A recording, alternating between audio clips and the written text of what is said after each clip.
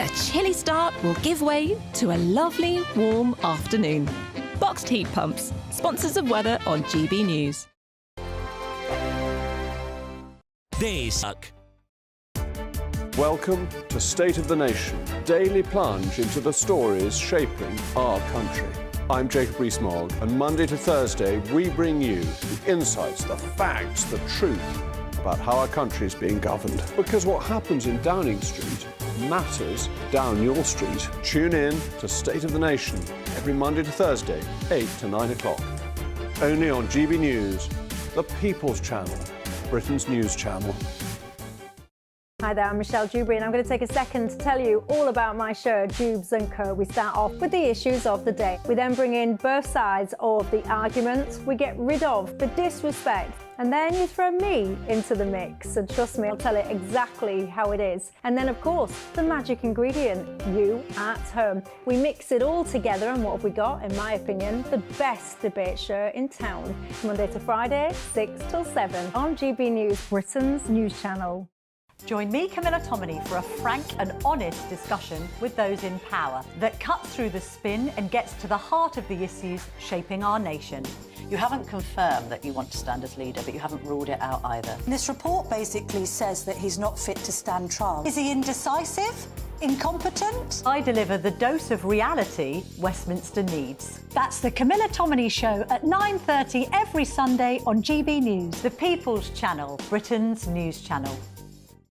It's Patrick Christie's Tonight, and here we do things differently. It's explaining the absolute madness of this, doesn't it? It's explosive. I mean, this is very good. It's lively. 850. Your government sat there, Sean, and it did nothing. It's controversial. And the Middle East has been in turmoil since before I was born. It's everything you need to kickstart your evening. Everyone's had their Weetabix tonight. I love to see it. That's Patrick Christie's Tonight, weeknights from 9 p.m.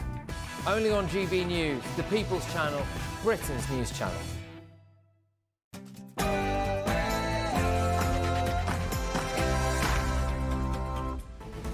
Good afternoon, Britain. It's 12 o'clock on Tuesday, the 22nd of October. I'm Tom Harwood. And I'm Emily Carver. Hidden criminal past. It can now be revealed that Chris Kaba, the man shot dead by police 2 years ago, was in fact a notorious gangster with a string of convictions for stabbing and grievous bodily harm. He was due to stand trial for shooting a man in a nightclub just days before he was killed. And big up Keir Starmer, an inmate let out of jail early today, has heaped praise on the Prime Minister as he walked out of prison to meet friends in a convoy of a white Bentley and a black Mercedes. We'll be live outside British prisons today as 1,100 inmates are released early. And disrespect down under. A statue of Queen Victoria in Sydney has been vandalised with red paint just hours before King Charles and Queen Camilla were set to meet the crowds in the Australian city. Has the royal tour come under strain?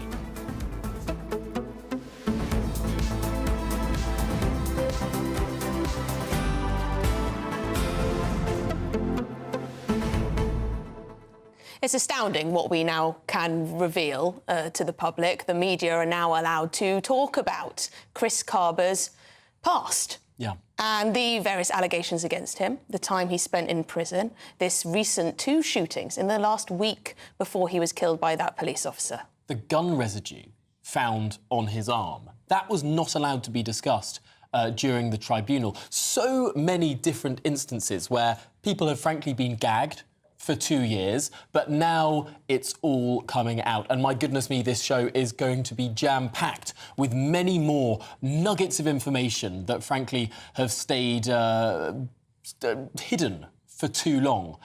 One of the most pernicious aspects of this was that Chris Kaba's mother has been painting him as some sort of sweeter-than-sweet sort of individual over these last 2 years. The photographs being put out of him, sort of as if he's sort of an upstanding member of society. Well, there are more photographs of him looking much more like a gang member. But also, she wanted these restrictions to go on in perpetuity. Yeah, in perpetuity. And it does... The problem is, well, one of the many problems here is that Chris Kaba, a lot of people were defending him. A lot of people were using this case as a way to, beat up police officers, to say that they shouldn't have arms, to say that they're institutionally racist, to say that this police sergeant was in some way a crook and a wrong-un himself. This man has gone through so much, the police officer I'm talking about. 2 years, there is still a police investigation going on internally.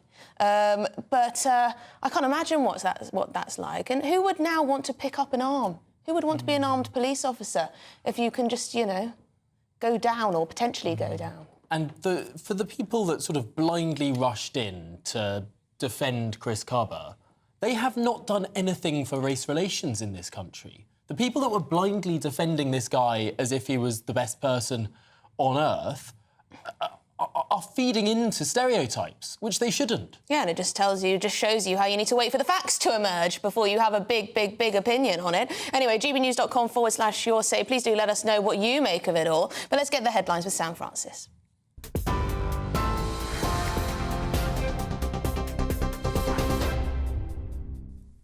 Very good afternoon to you. Fast approaching 4 minutes past 12. And as we heard there, let's get a roundup of that news, that it can now be reported that Chris Kaba was a key figure in one of London's most dangerous gangs and was accused of being involved in 2 shootings just days before police shot him dead in September 2022.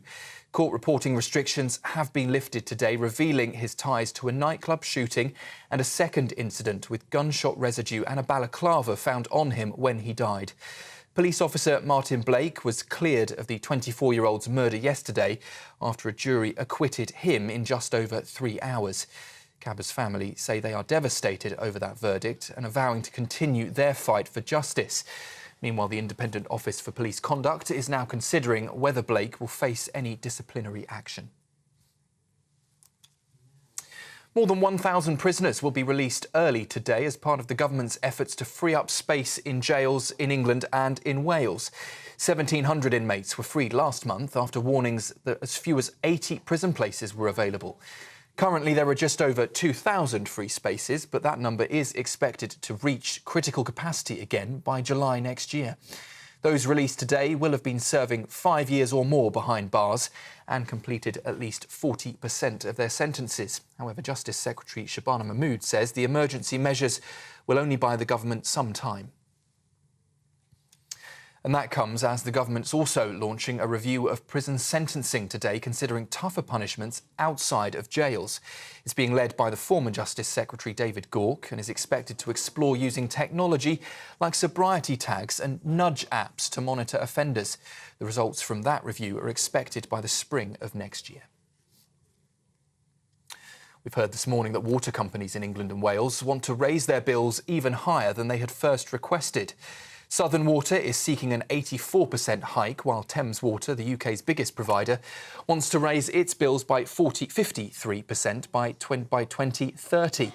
Only Wessex Water isn't pushing for more than what was asked for in July. Ofwat's interim decision had allowed for a 21% rise, with the final ruling expected in December.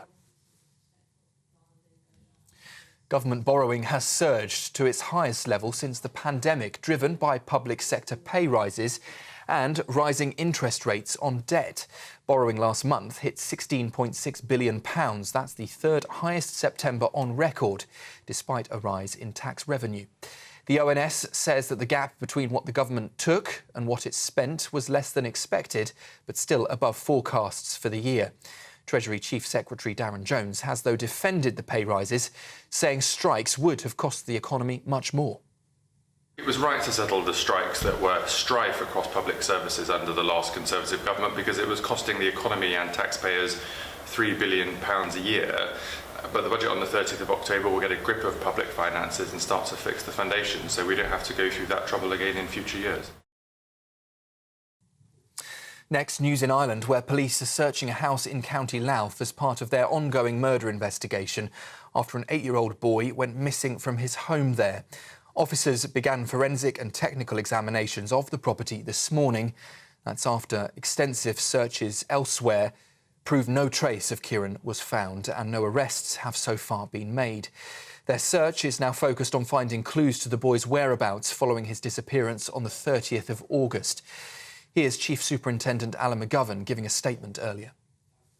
Despite extensive inquiries carried out by Gardaí to date, Garda Síochána have been unable to either locate Corrin, identify any information on his current whereabouts, or any evidence that he is currently alive. Following inquiries to date, investigating Gardaí now believe that Corrin is missing, presumed dead.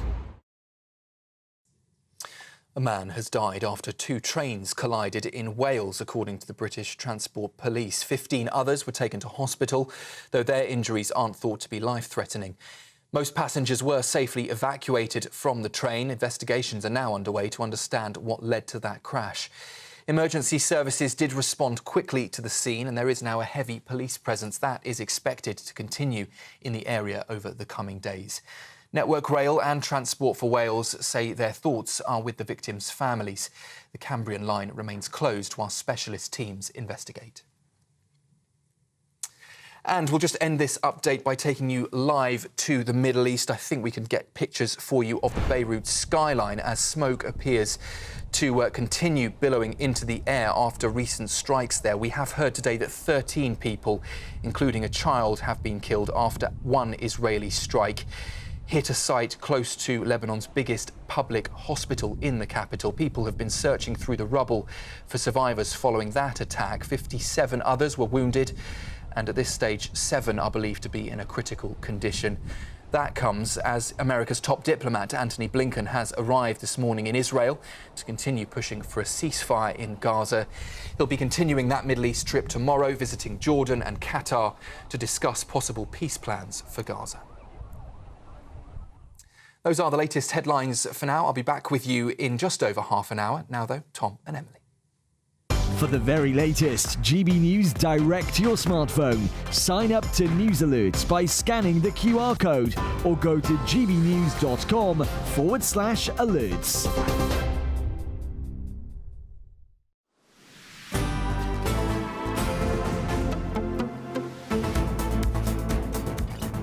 Well, good afternoon, Britain. It's coming up to 12:10. Now, as we know, the police marksman who fatally shot Chris Kaba has been cleared of his murder. Yes, it can now be reported that Kaba was a core member of one of London's most dangerous gangs and was accused of being involved in 2 shootings in the days before he was killed. Yes, and 40-year-old Martin Blake, he was acquitted after a 3-week trial at the Old Bailey after shooting the 24-year-old through the front windscreen of an Audi in Streatham, south-east London. This was back in September the 5th, 2022. Well, Mr Kaba was shot after 6 police vehicles conducted an enforced stop when his car was flagged for being linked to a shooting incident the night before. Our reporter Charlie Peters has more, and just a warning, this report contains content that some viewers may find distressing. This is the moment that a police stop by armed officers quickly led to a fatal shooting. What was meant to be a totally controlled intervention became chaotic. Oh, police! Show me your hands! Show me your hands!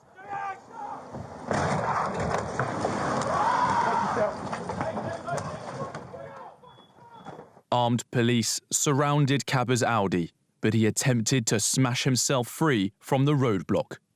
Kaba reversed, crashing into an unmarked police car behind, before hitting Sergeant Martin Blake's marked vehicle at the front. He reversed again, and then Blake fired a single shot. The dramatic moments were captured by his body-worn camera.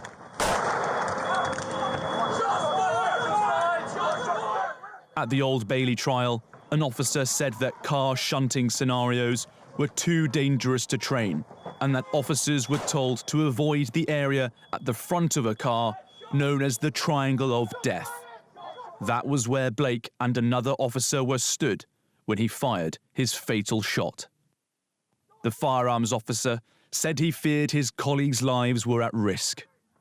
But the prosecution said Blake's decision was not reasonably justified or justifiable.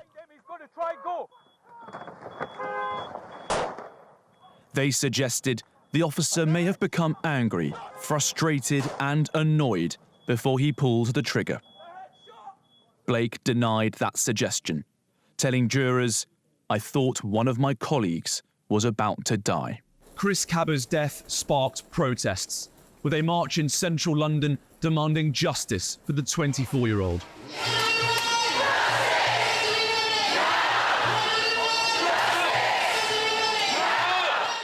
But after 3 hours of deliberation, the justice from the jury is that Martin Blake was not guilty. Charlie Peters, GB News, the Old Bailey. Well, there you go. There's the dramatic footage from the night in question. But joining us now from the Old Bailey is our reporter, Charlie Peters. Charlie, thank you very much indeed. We now know the reporting restrictions have been lifted, and we know a little bit more, we can reveal a little bit more about who Chris Kaba was. That's right, Emily, and those reporting restrictions were put on by the judge here, Mr. Justice Goss, before the trial started, as they debated anonymity for Martin Blake, formerly known by his cipher November X-ray 121. You would have seen his yellow dot in the footage we just played for you on the channel. Now, the mother of Chris Kaba sought to keep those restrictions going even after the verdict yesterday, because she said that she did not want to prejudice the inquest into Kaba's death. But Mr. Justice Goss this morning, in proceedings that were delayed by half an hour, he immediately removed all of those restrictions, which means that we can now for the first time reveal the extent of Chris Kaba's criminal past, his gang associations, and what he also is alleged to have conducted in the week before he was killed. Let's start with the gang. The 6-7 drill rap criminal group is one of the most notorious and dangerous gangs in South London. It was this group that Chris Kaba was a core member of at the time that he was shot. Indeed, on the night of that incident, Martin Blake and all of the other armed officers as part of that convoy would have been aware of the intelligence reports highlighting the extent of the conflict between the 6-7 gang and another gang further north in Lambeth, on the Wandsworth Road area, called the 1-7 gang, which was named after the date that Jordan Bellucci was killed in 2013, the 1st of July. Now, relatedly, it was Jordan Bellucci's brother who was shot by Chris Kaba, it's said, in the days before he was shot by Martin Blake at the Opal Space nightclub in Hackney towards the end of August. I think we have some footage we can show you of Chris Kaba. He was said to be moving mad in the club, according to the trial, where 4 men were later convicted of a range of offences related to this incident. A weapon was smuggled into the nightclub, and Chris Kaba shot this man several times in the legs, and he also continued the shooting out on the street. It's understood that the attack was linked to the Notting Hill Carnival, which had been ongoing at the time, being late August as it was in 2022. Now, there were several other incidents that the 6-7 gang was known to be linked to, and Chris Kaba also had a previous conviction for the possession of an imitation firearm, which he possessed with intent to cause fear or distress. Now, he received a sentencing for that at Snaresbrook Crown Court in 2019. He was sent to 4 years imprisonment at a young offenders institute. He was released, though, in 2021, and it was a year later that we saw more of that criminal activity ongoing. With those reporting restrictions now released, we can tell you all about that. Now, during the proceedings, so when these restrictions were put down, the defence barrister for Martin Blake said that if he hadn't been shot, then Chris Kaba would have been tried for murder during that process. And he also referred to the extent of the intelligence that police would have been aware of on the night. They didn't know Chris Kaba was in the car, but they did know that the vehicle was linked to a shooting in Brixton the night before, where men were seen with balaclavas getting into a vehicle like this Audi, the Audi that he rammed towards officers, the ramming that allowed Martin Blake, that it meant he had to take that decision in his perspective to shoot to prevent his life or his colleagues' lives from being taken within the triangle of death area that one of his colleagues gave evidence about during the 3-week trial.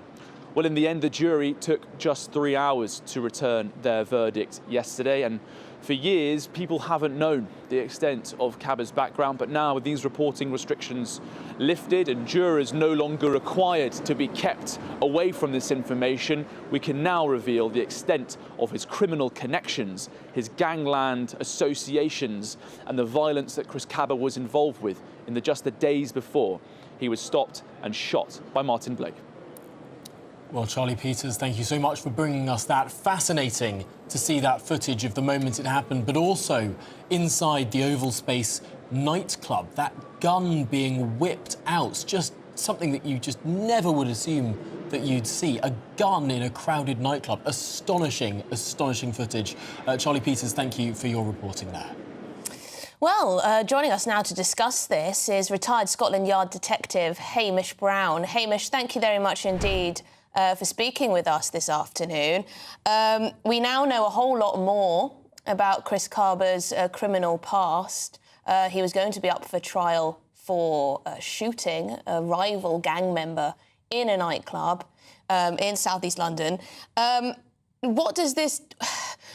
Why do you suspect this police officer who killed Chris Kaba was charged? Why was he brought to prosecution? Well, first of all, I'm going to go along with Tom entirely. I mean, it was quite horrendous footage we've just seen, particularly of the time of the fatal shooting. And I hope that people are watching that they're OK with this. And it's very relevant to think this because this is what police officers come across, what they have to deal with, ongoing gang activity. And I've certainly been involved in that. And it's one thing leads to another, one shooting leads to another, and it really is an awful scenario. But the police get on and deal with it. So we come to the scene, and the Sergeant Blake, had to make a dispassionate decision. It's sometimes very difficult to do. I mean, the prosecution was coming up with all sorts of things. I don't know what they based it on, but he had to make that decision. I did carry a firearm for a few years. It was at a time when the gun was taken out as opposed to being permanently armed, so the whole system's changed. But I remember being in a hotel, we had an operation, we were looking for a particular suspect, and an impromptu wedding party went past me doing a conga dance, and I'd lost the sight of the vision I wanted of a particular part of this building. And on my secreted radio, I just said the same word 3 times, abort, abort, abort. And it was a stony silence, and the operation was called off. But when everyone had sort of thought about it, it was the right decision. And that's what the sergeant had to make at the time, the right decision. And personally, I think he got it spot on. So the CPS, the Independent Office for Police Conduct, they would have had that consideration, I'm absolutely sure, to say nothing of Mr. Kaba's rather dubious background and very worrying background. Not least, I know he didn't have a gun on him, but the police didn't know that, but he had firearm residue on him, and he also had a mask with him, a balaclava. So that doesn't bode well at all. Now, weighing all this up, the Crown Prosecution Service, and bear in mind, rather like the IOPC, they are independent. They make their own decisions, and they're not going to be influenced or shouldn't be influenced by anyone. But they've gone ahead, or the CPS have, to charge. And I know there was fury from the police at the time, and the jury took about 3 hours, which is pretty quick, I can tell you, for a 3-week trial at the Old Bailey, to unanimously, that's all 12, find him not guilty. And I do wonder, and of course what one has to respect the judge, a very senior judge, his decision to not allow that background information to be given to the jury. But I do wonder, you know, if the jury did have that information, it would make more sense why Mr. Kaba was making desperate measures and seeing the car going backwards and forwards. Yeah. That was absolutely horrible. And thank goodness I wasn't there. And it's not something the general public have to deal with, mercifully. Absolutely. Looking at that footage of the car going backwards and forwards, I mean, had Mr. Kaba not been incapacitated at that time, you could very easily see that car shunt, and hit several police officers. It could have been far more than one person who lost their life that night. But Hamish, you used to carry a firearm as an officer for a number of years. We see reports now that officers in the Metropolitan Police are handing in their firearms. They are unwilling to carry a gun now because, well, what we've seen for the last 2 years, this poor officer who has been put through the ringer on this issue, the sort of Damocles held aloft his neck. Do you recognise that fear now amongst Metropolitan Police officers that they're just unwilling to have the weapons that could save their lives? Yes, I mean, when I carried the gun, I say it was as and when operations arose, as opposed to permanently carrying it. But it's not something I thought about, if I shot someone and what would happen. It was just there, and it was part of the operation, and that was it. Now the Commissioner has touched upon this, but he sympathised entirely with those officers under investigation, and we've seen a number of other trials collapse as well. And I think it's high time the CPS and the IOPC just stop to have a little think about the pressures the police are under. This is not something they or the general public have to deal with, and you have to make that split-second decision, that dispassionate decision, not one with your heart, but one with your head. And I'm surprised the suggestions at the trial put to the officer, but there you are. The prosecution have their job to do. I didn't think it was a particularly strong case anyway, but this other information we now have about Mr. Kaba and his very dubious background, I'm pleased that's come out because it now puts everything entirely in context. Well, thank you very much indeed for your time. Really appreciate it. Hamish Brown, retired Scotland Yard detective who has carried a firearm in the past. In duties, very interesting indeed to get that perspective.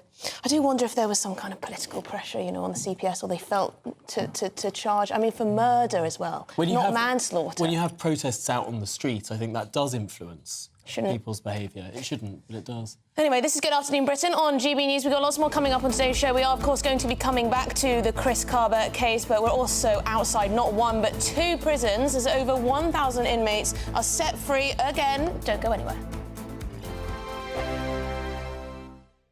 Headliners. Tomorrow's papers tonight. Every night from 11 p.m. Some controversial film news. Someone has hired an actor who's white. What the hell is going on? Let me just fix my hair. Let me just come on. So, Wuthering Heights film stirs controversy after white actor, he's white, chosen to play... Is that your Humza Yusuf impersonator? That is, yes, that's my Chinese accent. Experts have gone, oh no, there's a lot of... In recent years, he's definitely black or mixed race because he was found in Liverpool. And, as you know, everybody in Liverpool is black or mixed race. There's some... have you read the novel? God, no. Right, well, I have. And the novel itself does say, quite explicitly, that he is dark-skinned. Yeah. That the implication is that he's of Romani origin. So he wouldn't be whiter than white, So, that's fine. Yeah. So I wouldn't say that casting... But on the other hand... This guy's Spanish. His origin's Spanish. Do you remember when there was a black Anne Boleyn for a Channel 5 miniseries? That seems to be more egregious, because, I tell you what, Anne Boleyn definitely wasn't black. You racist. No, I almost feel sorry in this story because you're kind of damned if you do, damned if you don't now. Because if they'd have, it's not like he's a bit of an anti-hero, right? It's not like a good all-round. He's not a good guy. So if you go, right, we definitely need to cast someone black for this. What? Why are you picking just black people to play someone with so many character flaws? Or you go, why? Like they did with Darth Vader. Yes, that's right. He was played by the Green Cross Code Man. Okay. Just the voice was done by... That's true. Yeah. Yes, it was the Green Cross Code Man. I wonder what they were saying there. Have you ever seen the videos of the original audio Star Wars? No. So you've got... I can't remember his name, but you've got the Green Cross Code Man going like, I find your lack of faith disturbing. Yeah. No, Luke, I am your father. They should have left it as it was. This is the difference to me. We're talking about Star Wars. You're like, oh, have you read Bronte, Wuthering, whatever? She only wrote one novel, Josh. You could... do with the courtesy of reading it. I'll read it straight after I finish your one. And it's actually brilliant. The People's Channel. If you want your news to be straight talking... This is a nightmare for the Conservatives again. Down to earth. It's not just Nottingham where this is happening, is it? And most importantly, honest. Hard-working, middle-class taxpayers, they'll get their book thrown at them. Then catch me, Martin Daubney, Monday to Friday, 3 till 6 p.m. on GB News, Britain's news channel. Join me, Nana Akwe, for an informative, interactive news programme with a difference. It's fun. No, he didn't say that, Dave.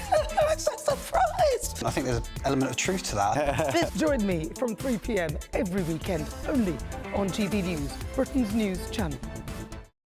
We're proud to be GB News, the People's Channel. And as you know, we always love to hear your views. Now, there's a new way of getting in touch with us at gbnews.com/your say. By commenting, you can be part of a live conversation and join our GB News community. You can even talk to me, Bev Turner, or any of the members of the GB News family.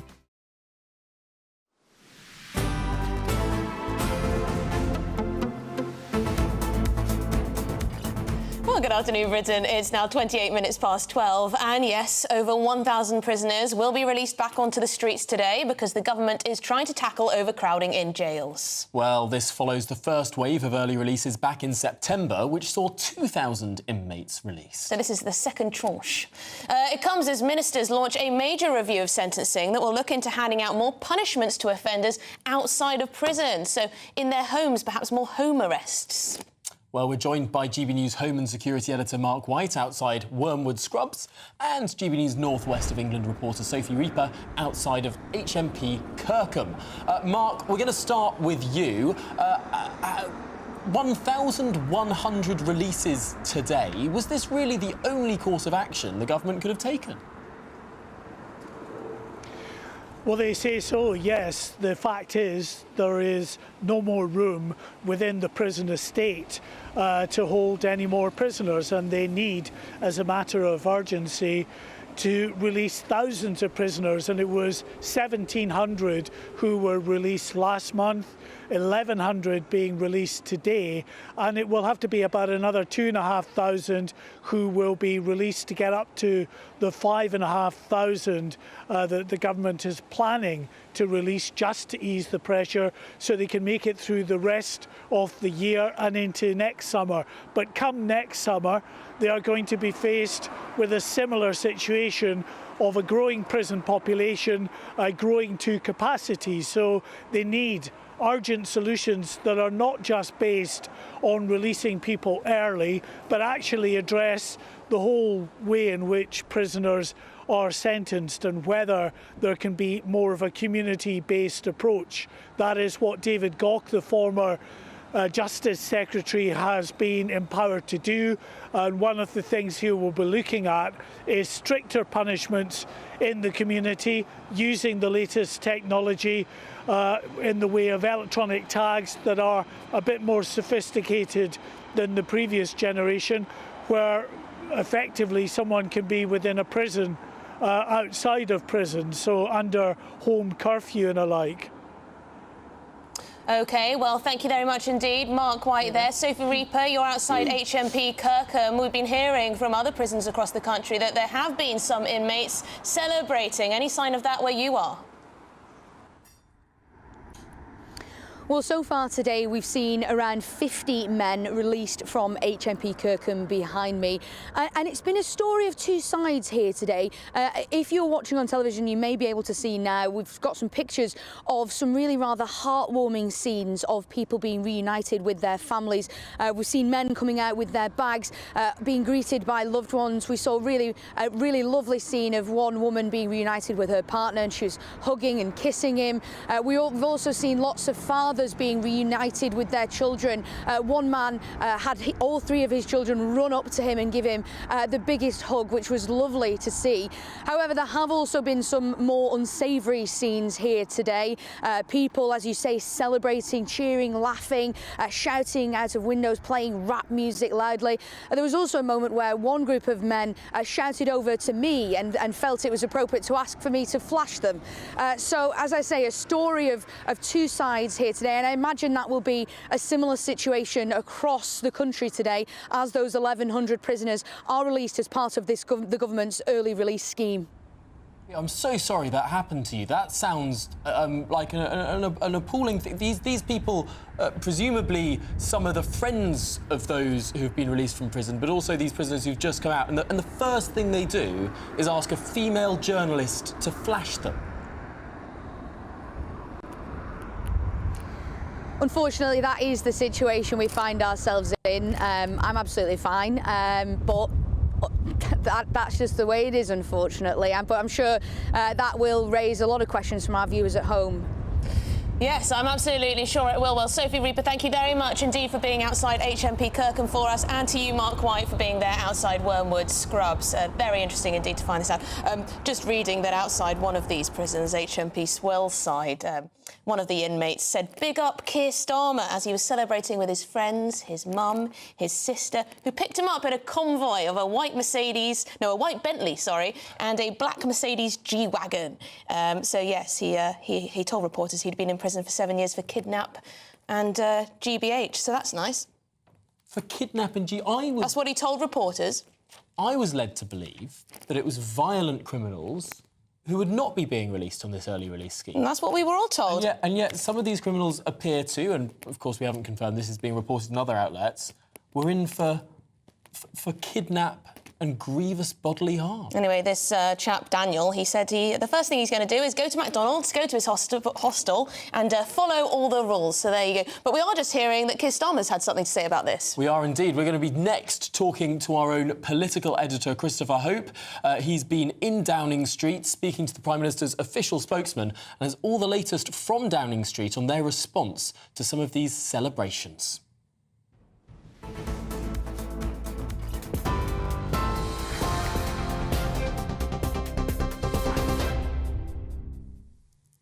Very good afternoon to you. 33 minutes past 12, and the top story this hour. Well, it can now be reported that Chris Kaba was a key figure in one of London's most dangerous gangs and was accused of being involved in 2 shootings just days before police shot him dead in September 2022.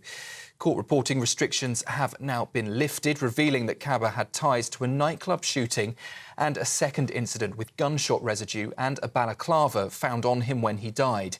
Police officer Martin Blake was cleared of the 24-year-old's murder yesterday after a jury acquitted him in just over 3 hours. Kaba's family, though, say they are devastated over that verdict and have vowed to continue their fight for justice. Meanwhile, the Independent Office for Police Conduct is now considering whether Blake could face any disciplinary action. As we were just hearing, more than 1,000 prisoners will be released early today as part of the government's efforts to free up space in jails in England and in Wales. 1,700 inmates were freed last month after warnings that as few as 80 prison places were available. Currently, there are just over 2,000 free spaces, but that number is expected to reach critical capacity again by next summer. Those released today will have been serving 5 years or more behind bars and completed at least 40% of their sentences. However, the Justice Secretary, Shabana Mahmood, says today's emergency measures will only buy the government some time. Water companies in England and in Wales want to raise their bills even higher than they had first requested. Southern Water is seeking an 84% hike, while Thames Water, the UK's biggest provider, says it wants to raise its bills by 53% by 2030. Only Wessex Water isn't pushing for more than what was asked for in July. Ofwat's interim decision in July allowed for a 21% rise, with the final ruling expected in December. The UK has agreed to loan Ukraine more than £2 billion to help fight Vladimir Putin's forces, funded by profits on frozen Russian assets. It's part of a £38 billion loan package agreed by G7 nations. The money from the UK and other G7 nations could go towards air defence, artillery or other military equipment, adding to the UK's existing £3 billion of support each year. The Chancellor, Rachel Reeves, says the latest round of funding strengthens Britain's national interests, adding, quote, "The front line of our defence is in the Ukrainian trenches." And just before I go, the latest from the Middle East this hour. 13 people, including a child, have been killed in the latest Israeli strike, this time near Lebanon's biggest public hospital in Beirut. These were the latest pictures in around an hour ago. we have seen billowing smoke at the site of that strike. And then we can now bring you the latest pictures just into us moments ago, showing the aftermath of that strike. These pictures here come to us as people are now searching for survivors in the rubble. We believe 57 were wounded, 7 in a critical condition. And as I say, 13 people, sadly including a child, believed to have been killed in that strike. It all comes as America's top diplomat, Antony Blinken, has arrived in Israel today to push for a ceasefire in Gaza. He'll be continuing that trip across the Middle East tomorrow, visiting Jordan and Qatar to discuss possible peace plans for Gaza. That's it from me for now. I'll be back with you at 1 o'clock for a full roundup. For the very latest GB News direct to your smartphone, sign up to News Alerts by scanning the QR code or go to gbnews.com/alerts.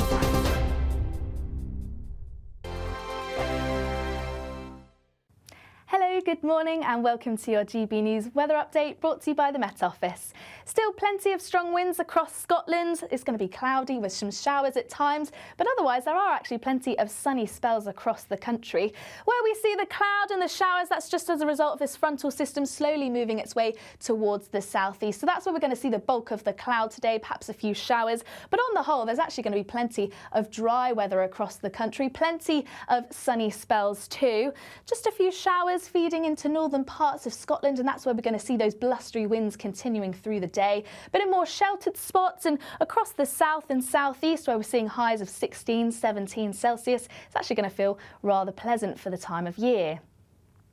Now, as we head through into the evening, we're still going to see those strong winds continuing across northern Scotland, particularly around coasts and exposed areas. A few showers feeding in from time to time, but mostly dry across the country. Similar across Northern Ireland and northern parts of England, plenty of clear spells to end the day.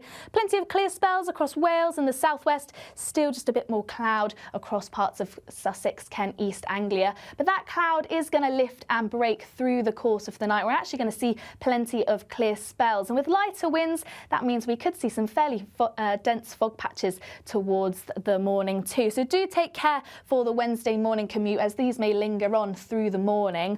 Otherwise, a mix of clear spells and cloud overnight, and some drips and drabs of rain and drizzle across Scotland to start the day too.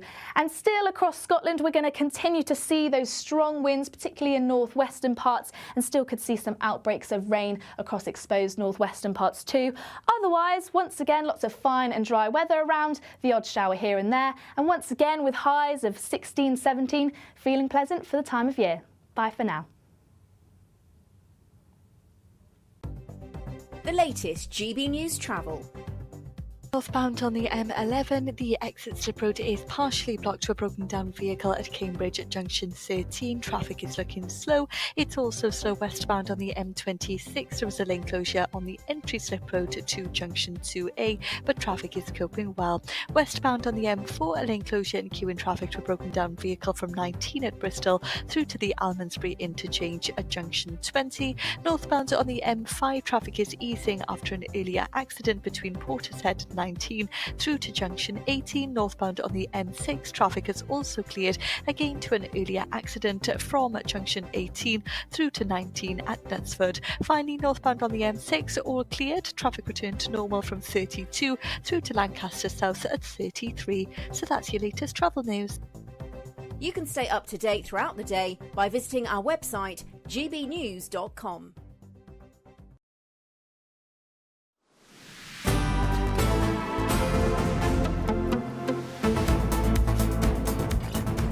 Good afternoon, Britain. It's just gone 20 to 1.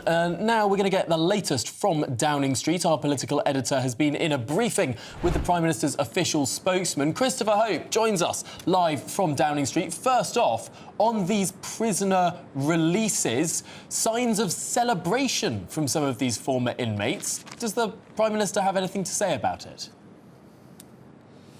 Yes. Hi, Tom. Hi, Emily. Yeah, I've been in the briefing just today with the PM's official spokesman who speaks on behalf of the Prime Minister at these regular meetings that political journalists get with Number 10. And we're told that Sir Keir Starmer shares the public anger at the scenes of offenders being released early. Some of them, we were told, being collected in Bentleys and very smart cars. The PM spokesman added that it was completely unacceptable to inherit a system that they would say from the Tory party, leaving police unable to make arrests, and it should be the priority to ensure the public is kept safe. And they're announcing a review today with David Gauke, the former Conservative Lord Chancellor, looking at sentencing in the round, seeing whether some jail terms, in inverted commas, can be served outside of prison at home using modern tech gadgets to ensure they can see where these prisoners are. So big concerns here at this second round of releases. They wouldn't tell me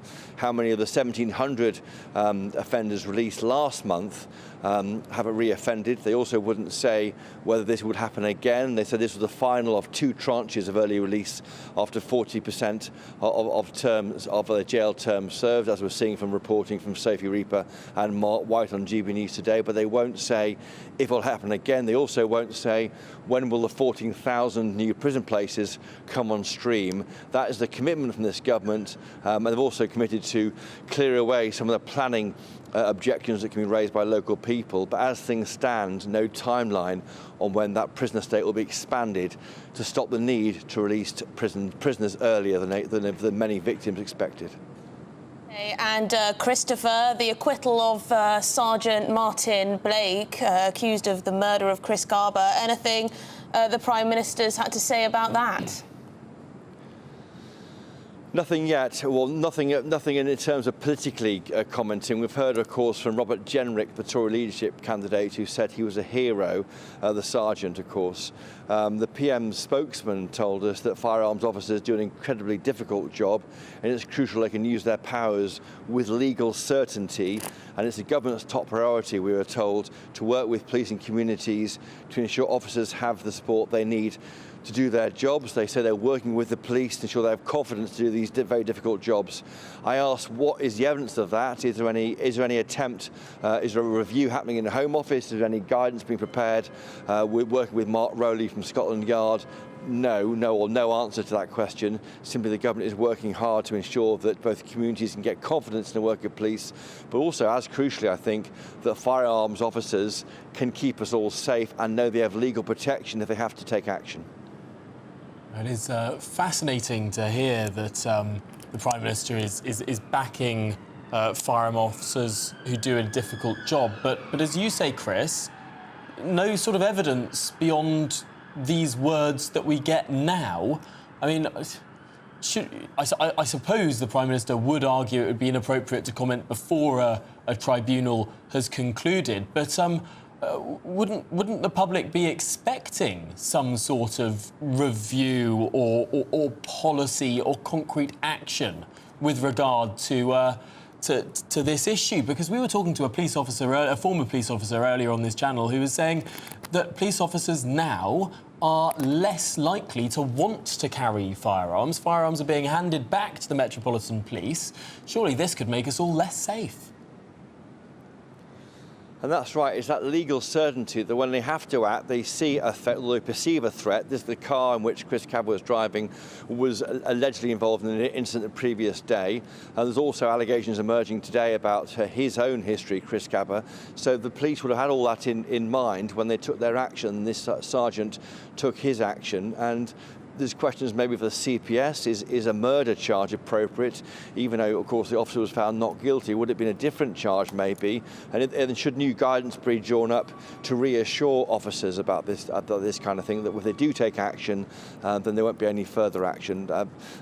So a difficult issue, I think, all round here for the CPS and police. But as things stand, we haven't heard much in terms of a political support, really, other than saying they know they do a difficult job from behind me in 10 Downing Street.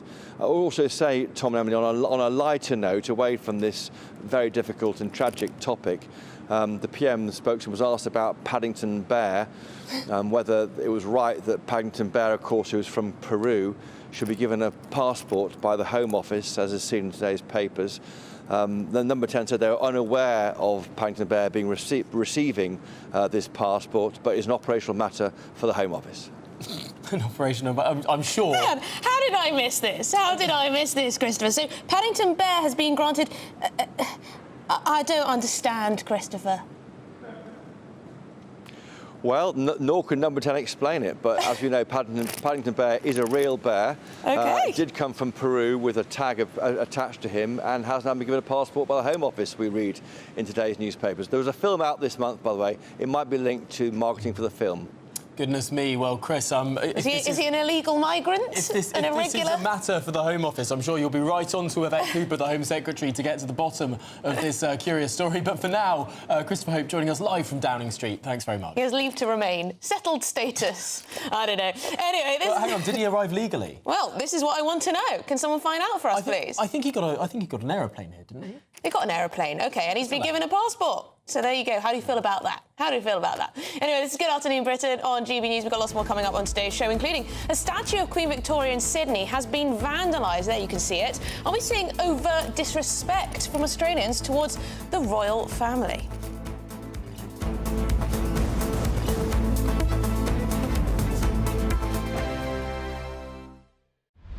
Britain's newsroom. Weekday mornings from 9:30. So I'm one of the lucky ones. I'm going to see your show, Behind the Shoulder Pads, one night only at the Adelphi Theatre, October the 22nd. You're talking about your extraordinary life. Stage, screen, published author, 19 TV, books, TV, most important. Yeah. Is there anyone who's managed to straddle, 7, 8 decades in showbiz and still be at the top? Yes, I was thinking about that the other day because somebody said, the last is good. There is a Shirley MacLaine. Sure. She started the same time as me. Right. Sophia Loren. Yeah. She started around the same time. She's not working much, though. It's true, she's not, but she's still out there being, a major icon. And of course, people like Dick Van Dyke, who's just almost 100. Yeah, he's incredible, isn't he? I'm a mere babe next to him. Yeah, you are. But and I was thinking about, you've written some extraordinary, wicked, waspish diaries, which of course you can because you've worked with so many people. Look at the names: Frank Sinatra, Lana Turner, Elizabeth Taylor, Dean Martin, Gregory Peck, Richard Burton, Paul Newman. The list goes on. Gene Kelly, and my Gene favourite. Kelly. Was he your favourite? Yes. Why? Because I saw him in a movie when I was a little girl called For Me and My Gal with Judy Garland, and I just fell in love with him. It's such a cute movie. Well, they don't make movies like that anymore. And then I was lucky enough when I first went to Hollywood at age 20 to meet him and literally hang out with him and his friends. And then I put him in a movie with me that I produced. He played my husband in a movie called Sins. And he was wonderful. He was really wonderful. The People's Channel. Hi there, I'm Michelle Dewberry, and I'm going to take a second to tell you all about my show, Dubes & Co. We start off with the issues of the day. We then bring in both sides of the arguments. We get rid of the disrespect. And then you throw me into the mix. And trust me, I'll tell it exactly how it is. And then, of course, the magic ingredient, you at home. We mix it all together, and what have we got? In my opinion, the best debate show in town. Monday to Friday, 6 till 7 on GB News, Britain's news channel. Mark Dolan tonight is your weekend dose of news, debate and entertainment. This sounds like a wild conspiracy theory. Don't miss My Big Opinion. Mark Meets and My Take at 10. Democracy is a funny old thing. And we don't do boring, not on my watch. I just won't have it. Let's go and get another glass of that bubbly. You've earned it. That's Mark Dolan tonight, Saturday and Sunday, 9 to 11, only on GB News. The People's Channel, Britain's news channel.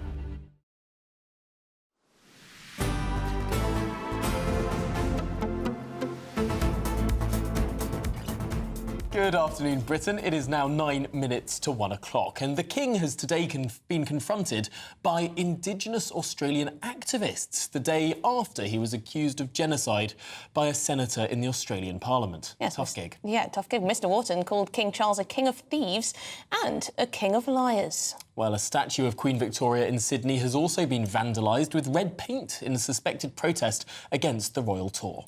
So, have Queen Camilla and King Charles been disrespected on their trip down under? It certainly looks like it, but shall we pose that question to podcast host Will Kingston, who joins us now? Will, there's been a few minor hiccups, let's say. Yeah, a few minor hiccups, Emily, but the fact is this isn't representative of the feelings of mainstream Australians. It would be like judging the thoughts of everyday Britons by looking at Owen Jones or Just Stop Oil protesters or Jeremy Corbyn. These are fringe elements of the Australian population. I actually think the overwhelming feeling would be of that this tour has been a great success. And you've seen that the public have come out in droves in support of the King and the Queen. The vast majority of people, I think, are delighted that they are in the country and have been very supportive. The sort of more radical elements feel so emboldened to make these sorts of protests. I mean, I was about to say we haven't seen this sort of stuff before, but I believe, actually, the last time King Charles was in Australia, someone tried to shoot him. Am I misremembering that, perhaps? I don't recall that as such, but that would certainly be a tough day at the office. Look, this is... You have these fringe lefty nutters in every country. We see them in the United Kingdom, in the US, in Australia, and it's not really about the King or the Queen, Tom. It is about this history of colonialism or oppression or whatever the anti-Western narrative of the day is. This is just an excuse for them to get on their high horse and hate our history, as lefties love to do these days. It is not necessarily about the royal family.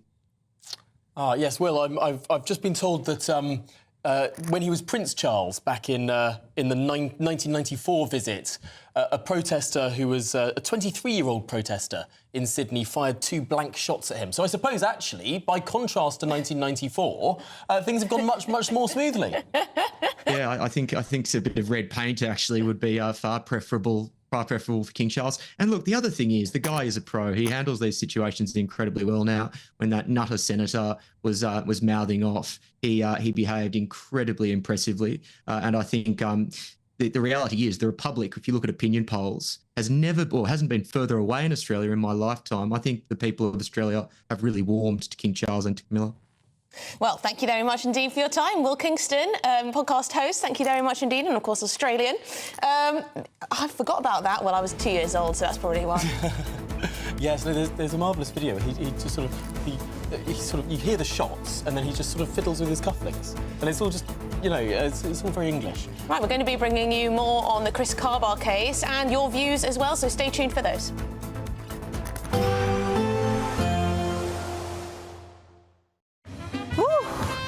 A chilly start will give way to a lovely, warm afternoon. Boxed heat pumps, sponsors of weather on GB News. Hello, good morning and welcome to your GB News weather update brought to you by the Met Office. Still plenty of strong winds across Scotland. It's going to be cloudy with some showers at times, but otherwise there are actually plenty of sunny spells across the country.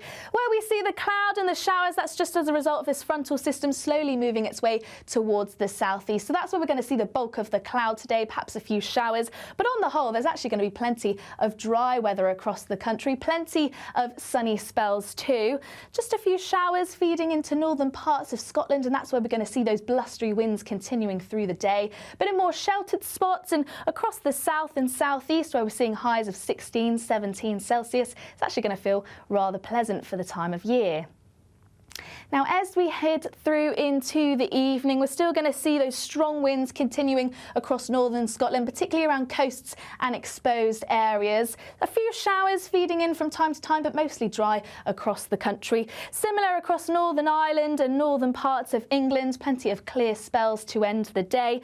Plenty of clear spells across Wales and the southwest, still just a bit more cloud across parts of Sussex, Kent, East Anglia. But that cloud is going to lift and break through the course of the night, overnight, we're actually going to see plenty of clear spells. And with lighter winds, that means we could see some fairly dense fog patches towards the morning too. So do take care for the Wednesday morning commute, as these may linger on through the morning. Otherwise, a mix of clear spells and cloud overnight, and some drips and drabs of rain and drizzle across Scotland to start the day too. And still across Scotland, we're going to continue to see those strong winds, particularly in northwestern parts, and still could see some outbreaks of rain across exposed northwestern parts too. Otherwise, once again, lots of fine and dry weather around, the odd shower here and there, and once again with highs of 16, 17, feeling pleasant for the time of year. Bye for now. We can expect clear skies, leading to a light and warm day ahead. Lovely. Boxed Solar, sponsors of weather on GB News. This good luck. GB News Breakfast. Every day from 6 a.m. Right, we're having beans this morning. Beans for breakfast. There's no better breakfast, is there? I like beans on toast for breakfast. So do I. I would actually call myself a baked beans connoisseur. Would you? Well, we can put you to the test. Tell us what the story is. The story is, you might think beans, you might think Heinz. Heinz means beans. Beans means Heinz. Beans means Heinz. Heinz means beans. Who knows? So, of all of the supermarket baked beans, it is actually the Aldi supermarket version, this version over here, which came out on top.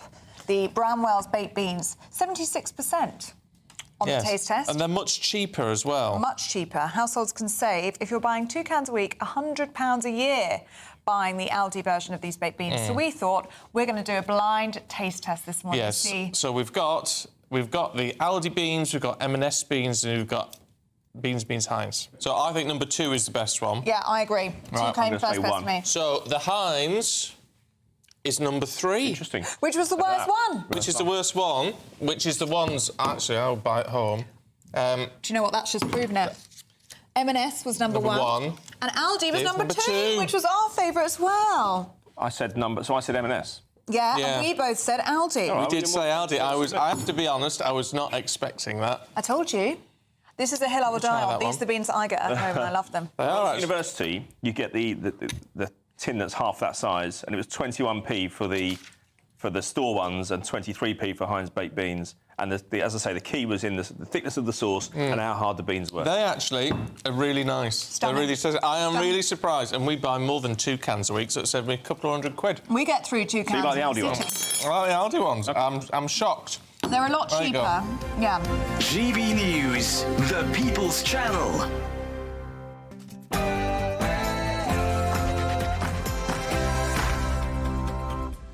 Good afternoon, Britain. It's 1 o'clock on Tuesday, the 22nd of October. I'm Emily Carver. And I'm Tom Harwood. Well, hidden criminal past. It can now be revealed that Chris Kaba, the man shot dead by police 2 years ago, was in fact a notorious gangster with a string of previous convictions for stabbings and grievous bodily harm. He was due to stand trial for shooting a man in a nightclub just days before he was killed. Big up Keir Starmer. An inmate let out of jail early today has praised the Prime Minister as he walked out of prison to meet friends in a convoy of white Bentley and black Mercedes. We'll be live outside British prisons as 1,100 inmates are released early today. And disrespect down under. A statue of Queen Victoria in Sydney has been vandalised with red paint just hours before King Charles and Camilla were set to meet crowds in the Australian city. Has there been a little bit too much disrespect?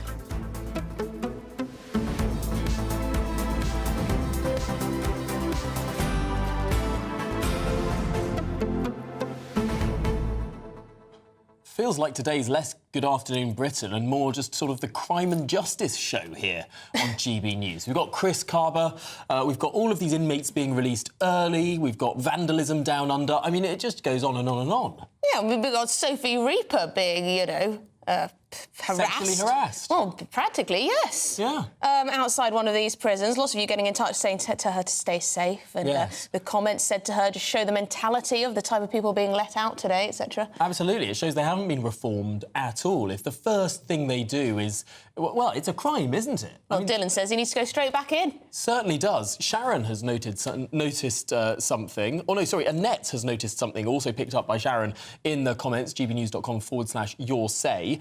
gun hand signals from one of the vehicles in Sophie's package. Sophie Oh, filming lovely. these criminals Fantastic. Now being freed, coming out of the prison. And what are they doing? They're making gun hand signals. Yeah, and brilliant, isn't it? And we get this sort of little message saying that Keir Starmer is very angry about this. Well, maybe he shouldn't have let them out then. I do wonder whether there could have been a different solution rather than just a mass early release. I mean, surely just some temporary accommodation, something else, use a barge, I don't know. Deport the 10% of foreign criminals that are in our prisons, or indeed have an offshore solution. Estonia has lots of free prison space. Pretty crime-light society, Estonia. They offered prison space to the United Kingdom, but we didn't take them up on it. I read one report that suggested this was because it would be hard to guarantee visitors' rights to criminals that were then placed overseas. I'm not sure why we're prioritising visiting rights for criminals above the rights of the rest of us to live in a crime-free society. I mean, are you even surprised at this stage? I mean, a lot of you have also been getting in touch, sympathetic to Sergeant Martin Blake, very concerned for his mental health over the past 2 years. Lots of you saying you feel sorry for his family and his friends who will now go through life, all of this. But we'll come to more of your views because you have been getting in touch throughout, so we do want to give your voices a bit of an airing as well. But let's get the headlines with Sam Francis.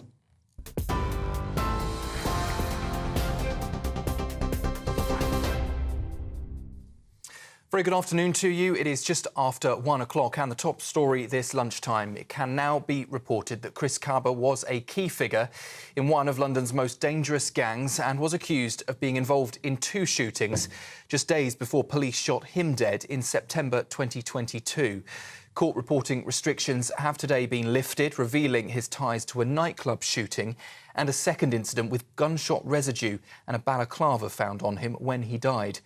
Police officer Martin Blake was cleared of the 24-year-old's murder yesterday after a jury acquitted him in just over 3 hours. Kaba's family say they're devastated over the verdict and have vowed to continue their fight for justice. Meanwhile, the Independent Office for Police Conduct is now considering whether Blake could face any disciplinary action.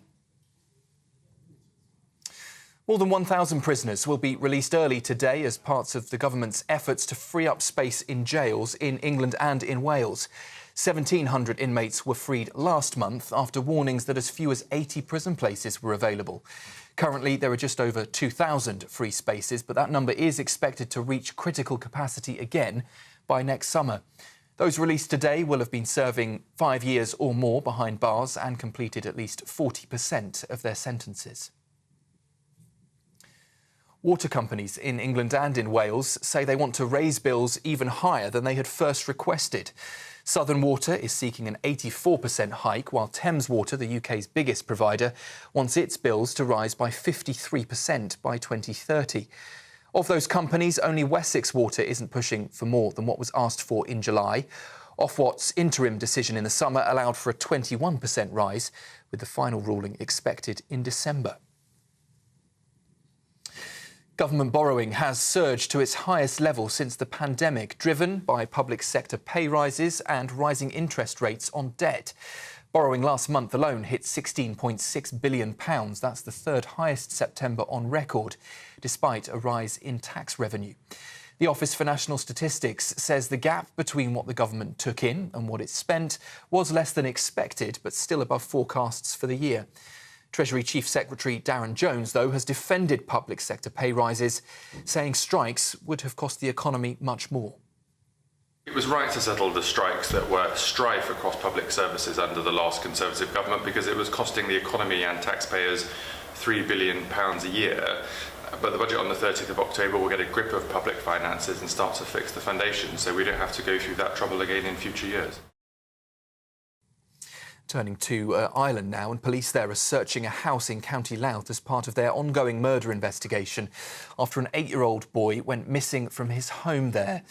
Officers began the forensic and technical examinations of the property this morning. That's after extensive searches elsewhere found no trace of Kieran, and no arrests have so far been made. The search is focused on finding clues to the boy's whereabouts following his disappearance on the 30th of August. Here's what Chief Superintendent Alan McGovern had to say in a statement earlier. Despite extensive inquiries carried out by Gardaí to date, And Garda Síochána have been unable to either locate Corrin, identify any information on his current whereabouts, or any evidence that he is currently alive. Following inquiries to date, investigating Gardaí now believe that Corrin is missing, presumed dead. At least 13 people have been killed, including a child, 57 left injured. That's after an Israeli airstrike near Lebanon's biggest public hospital in Beirut. In the last hour, we've seen this footage showing smoke billowing across the Beirut skyline, spreading from what is believed to be the site of that attack. Israel, though, insists the hospital wasn't the target and wasn't damaged. But these pictures here appear to show the wreckage, with rescuers searching through piles of broken concrete, debris and twisted metal, hunting for survivors. Meanwhile, Hezbollah has claimed it has, in response, launched missiles at a suburb near Tel Aviv. It comes as America's top diplomat, Antony Blinken, is now in Israel to push for a ceasefire in Gaza. He'll be continuing that trip in the Middle East tomorrow to discuss possible peace plans for Gaza. And Glasgow is officially set to host the 2026 Commonwealth Games, but it will be a slimmed-down event this time, with just 10 sports included. Hockey, squash and diving are among those to be cut from the lineup, while athletics, swimming and gymnastics will remain. Some 3,000 athletes will be competing across 4 venues, and it's expected to bring in £100 million in investment to the city, all without any public funding. That's it from me for now. I'll be back with you for another roundup at 1:30.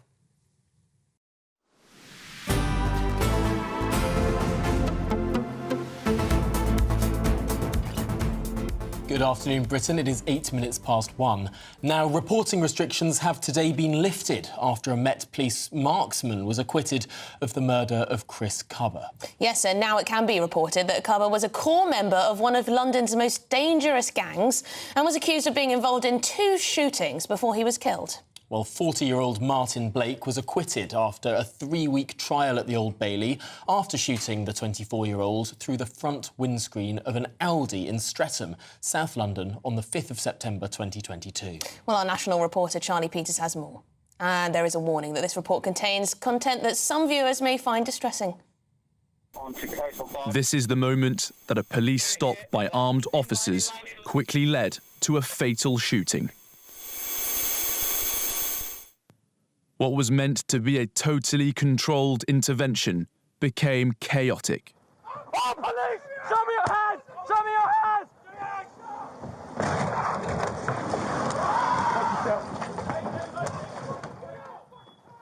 Armed police surrounded Kaba's Audi, but he attempted to smash himself free from the roadblock. Kaba reversed, crashing into an unmarked police car behind, before hitting Sergeant Martin Blake's marked vehicle at the front. He reversed again, and then Blake fired a single shot. The dramatic moments were captured by his body-worn camera.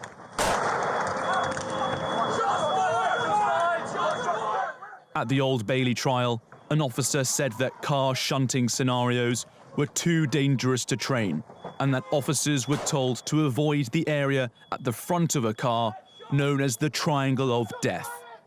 That was where Blake and another officer were stood when he fired his fatal shot. The firearms officer said he feared his colleagues' lives were at risk. But the prosecution said Blake's decision was not reasonably justified or justifiable. They suggested the officer may have become angry, frustrated and annoyed before he pulled the trigger. Blake denied that suggestion, telling jurors, "I thought one of my colleagues was about to die."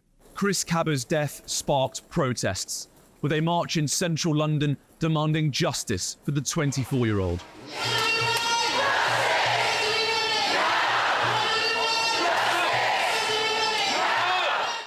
But after 3 hours of deliberation, the justice from the jury is that Martin Blake was not guilty. Charlie Peters, GB News, the Old Bailey. OK, well, joining us now from the Old Bailey is GB News national reporter Charlie Peters. Charlie, thank you very much indeed for that report there. So Sergeant Martin Blake not guilty, as you report, and we've also found out quite a lot about Chris Kaba and his history. That's right, Emily, and this afternoon reporting restrictions on Chris Kaba's criminal past have now been lifted.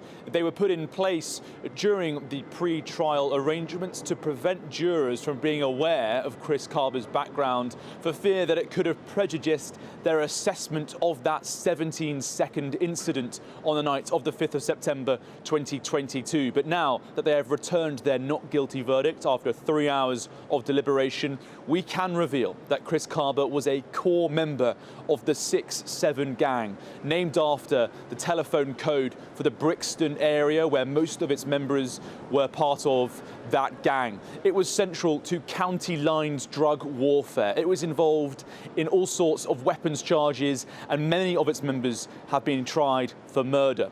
Now, the 6-7 gang had several rivalries, not least of all with the 1-7 gang, named after the date of the death of a man called Jordan Bellucci, who was stabbed on the 1st of July in 2013. Now, it was Jordan's brother who years later, in August 2022, that Chris Kaba shot in a nightclub in Hackney in East London just days before he was stopped and then shot by those armed officers on the 5th of September. That was part of a 17 gang and 6-7 gang ongoing drug feud, which had lasted for years and had led to several violent altercations. We also can reveal today that Chris Kaba had been involved in previous charges, being convicted of the possession of an imitation firearm at Snaresbrook Crown Court in 2019. He was sent to a prison, a young offenders institute, for 4 years after that, but was released after 2 and then went on to conduct further criminality, leading to that shooting in a nightclub, a brazen incident of violence. Now, we heard in the pre-trial hearings from the defence that the gang that Chris Kaba was a part of was one of the most dangerous in London. But Chris Kaba's family wanted to restrict that information about his involvement due to protecting, they thought, the jury as part of his inquest. Well, Charlie Peters, thank you very much for that overview and indeed for your report beforehand as well. Really appreciate it. OK, well, joining us now is barrister Rebecca Butler. Rebecca, thank you very much indeed for joining us this afternoon. We've been talking quite a bit about these reporting restrictions in place and the fact the mother of Chris Kaba wanted them to continue, of course, to protect her son, most likely. Why do we have such restrictions in place? Good afternoon, Tom. Good afternoon, Emily, and thank you for having me. The restrictions are in place for precisely the reasons that you've already outlined in your report, is that it is to protect the jury from sort of extraneous matters that aren't germane to the very issues that they're looking at in the trial. The trial is dealing with a unlawful taking of somebody's life, and the trial was focused in on to what extent the officer used reasonable force in defending himself. And that's the simplicity of this trial. Clearly, the evidence was also simple because it only took the jury 3 hours, having spent a long time looking at a millisecond by millisecond analysis of the very short video that they were given. And in 3.5 hours, they came to an acquittal. So it was not a hard case, but it would have been made significantly harder and, I would say, irrelevant to the issue if Chris Kaba's previous had been brought in. I suppose one of the big frustrations for a lot of people listening to this programme, watching this programme, and indeed people in the media as well, is that it took 2 long years to conclude this case. Why do you think that might have been? Well, of course, we had a pandemic which created havoc with pretty much every institution we have in the UK, and the lockdown caused significant delays. Now, we're not anywhere near clearing that backlog. You know, if you are accused of rape, you're now waiting up to 5 years for the case to be heard. It justice delayed is justice denied, as we say, but happily in this case, justice has been served. If I may, the bigger issue here is the decision by the CPS to actually charge this case. And I think that is the story that that we are dealing with, because one of the tests that the CPS applies to cases when it decides on a charge is the public interest test. So there's an evidential test and a public interest test. And in this case, I think it is a sobering lesson that in pursuance of his duty, to what extent is it in the public interest, in the wider view, to put firearms officers in front of a jury on a civil charge? I've seen some sort of commentary around this in the media and talking about a courts-martial type approach. But the police do have their own regulatory body, and as is common with all regulators, they tend to wait until the criminal trial has completed before they then go and complete their own investigations and/or prosecutions. But in this case, I think there is a very, very, very much wider public interest in, I would say, the politicization of these decisions to pursue, because there was a significant level of disturbance at the time, if we can cast our minds back to when this actually happened. And I believe genuinely that the CPS were under pressure to prosecute. That's dangerous. It is. Now, a lot was said yesterday about Peter Lynch being a political prisoner. He's not. He pleaded guilty to a violent offence. He's not a political prisoner. Was Martin Blake a hostage to political fortune? I would say that this, if anything, is a case where being a hostage to fortune exists in our system. This is it. The CPS couldn't do right for doing wrong. They could either choose not to do it, in which case they'd be accused of structural racism, or they did it and then they run the risk, which actually happened, pretty much every firearms officer handing their weapons in and saying, we're not doing this. We're simply not doing this. We can't defend ourselves anymore, and we don't have the opportunity to go before our own regulators first to explain ourselves away before we are put into the litigation risk of being in front of a jury. And it is a significant risk, by the way, of running your case before a jury, because precisely why the Chris Kaba details were not released until today. Rebecca, just on that point on the Peter Lynch, if I may, was the harshness of the sentence, the length of the sentence, could that be seen as political? Well, I don't think it can actually, Emily, because this is a judge. It was a recorder, so a senior judge who did the sentencing in that case. And he did, his sentencing remarks were made available in the press. Now, it was a violent disorder, so he was not charged on his own of an offence. It was 3 people. You have to have 3 people for this offence to be made out. In a situation where there were potential affray, potential riot, what the police would choose to do, or the CPS would choose to go down the route of violent disorder. I'm pretty sure I've had this discussion with you before, Emily, about 4 months ago, that violent disorder would be the charge of choice, because you only need 3 people. And it's the cumulative effect of what those 3 people are doing almost as a joint enterprise, but that's not the wording of the statute, but almost as a joint enterprise. What would those 3 people's act appear to the man on the Clapham omnibus? So what would the objective bystander think of it?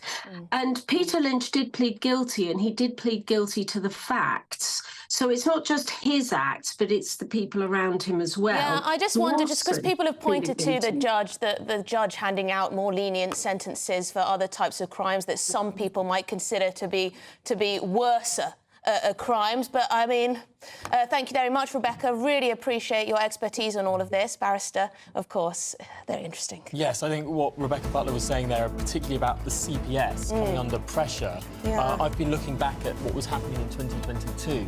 A member of Parliament called Belle Ribeiro Addy, Labour MP, She was part of the crucial campaign here. She says it was public pressure. This is her in September 2022. It shouldn't have taken public pressure to make this happen, the suspension of the officer.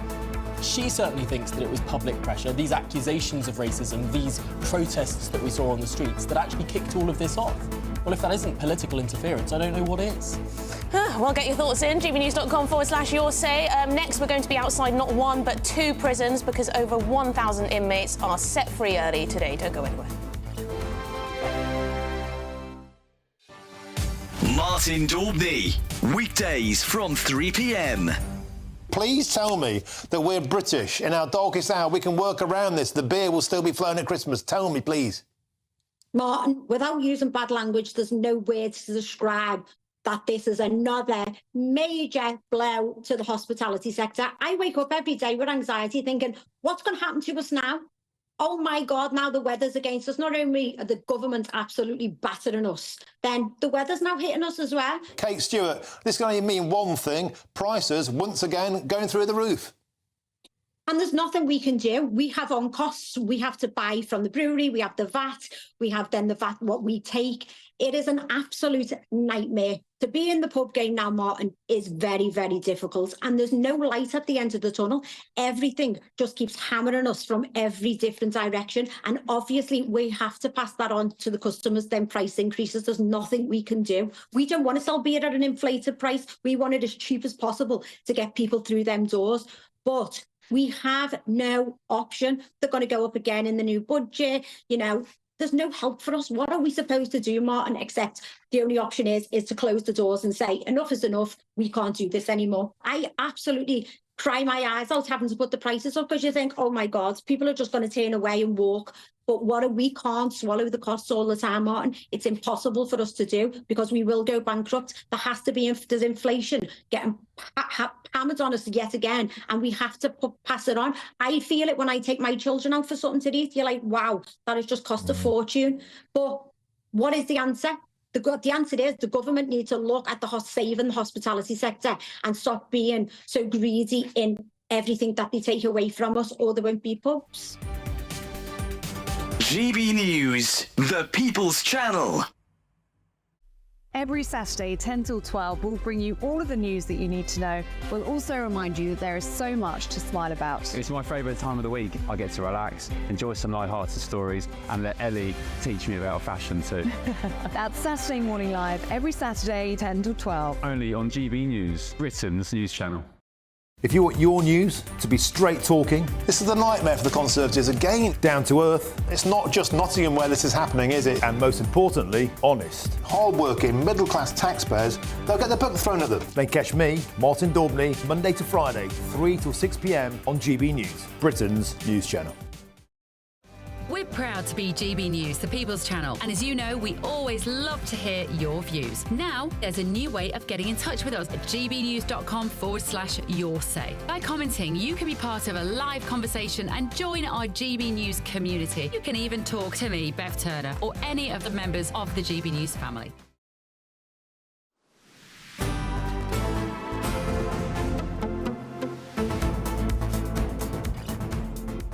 Good afternoon, Britain. It's 25 minutes past 1.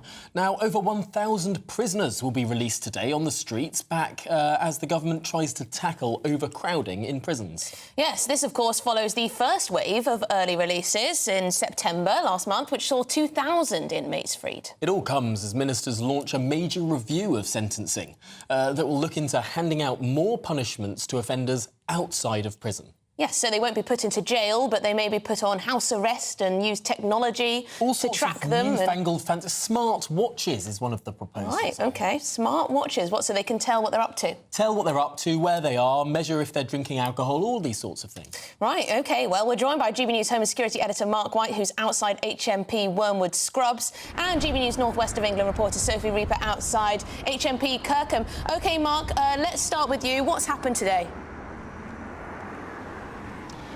Well, here at Wormwood Scrubs, we've seen one prisoner released today who didn't want to talk to us, and it may be that there will be more released throughout the course of today and the coming days. The government says it's been forced into this emergency action because of the extreme overcrowding in the prison estate right across the country. We're pretty much at capacity, and they need to, well, last month, of course, released 1,700 inmates. Today, and then the coming days, it's 1,100, and then there'll be about another 2,500 that will be released in the weeks ahead as well, to try just to create some capacity within the prison estate. But they know that come July of next year, things will be back at crisis point again, with very significant numbers in the prisons across the country. The real concern, of course, is the fact that many of those who are being released will go on to reoffend. It is just what we've seen statistically, of course, with a quarter of those who are released from prison offending within a year. Within 2 or 3 years, it's actually much more than that, with the majority of prisoners going on to reoffend again. And we know, of course, that of the 1,700 who were released last month, dozens went on to reoffend in short order, and some of those have been returned to prison as a consequence of that. So what the government really is going to be looking at, and this is why David Gauke, the former Justice Secretary, has been empowered by Sir Keir Starmer to do this, is to look at alternative sentences in the community that can rely on the likes of much more modern technology in tagging, for instance, that could allow home curfews to be enacted rather than prison sentences, or, as you were referring to in your introduction there, smart apps and smart watches that can remind people to take part in the rehabilitation programs that they're supposed to, can track them geographically, and can, yes, look at things like their alcohol and drug consumption. All this is a potential way forward in trying to alleviate the strain on the prison system. Absolutely fascinating stuff, Mark White, outside Wormwood Scrubs. Let's turn now to Sophie Reaper outside HMP Kirkham. What's the scene where you are? Well, we've seen around 50 male prisoners released from Kirkham Prison today. There was a steady stream from around 9:30 this morning up to around midday. We haven't seen any released in the last hour and a half or so I would imagine that is finished for today. However, a member of staff here at the prison has told me that people will be released from this prison over the course of the coming days as well. It's a 3-day period that they will release their prisoners over, presumably because of the amount of paperwork that will have to be done. But as I said before, it's been a story of two sides today. We've seen some perhaps unsavoury scenes, but we've also seen some heartwarming scenes, some family members reunited with fathers, with sons, with grandfathers, whatever it may be. But that is the situation here. We did manage to speak to one prisoner who'd been released as part of the early prison release scheme, and this is what he had to tell us. To get the prisoners out and have those spaces open for offenders. For rioters or far right who write something on post on X or something. Nah, I reckon it's pathetic, but I don't care because I'm getting out early, so I watch my own life and no one else's, to get me. They stop giving hotels to immigrants and all that, and giving them new phones and all that, and give our people something, maybe something will change in the future, to get me. Like, we'll stop reoffending, to get what I'm trying to say, if you get looked after.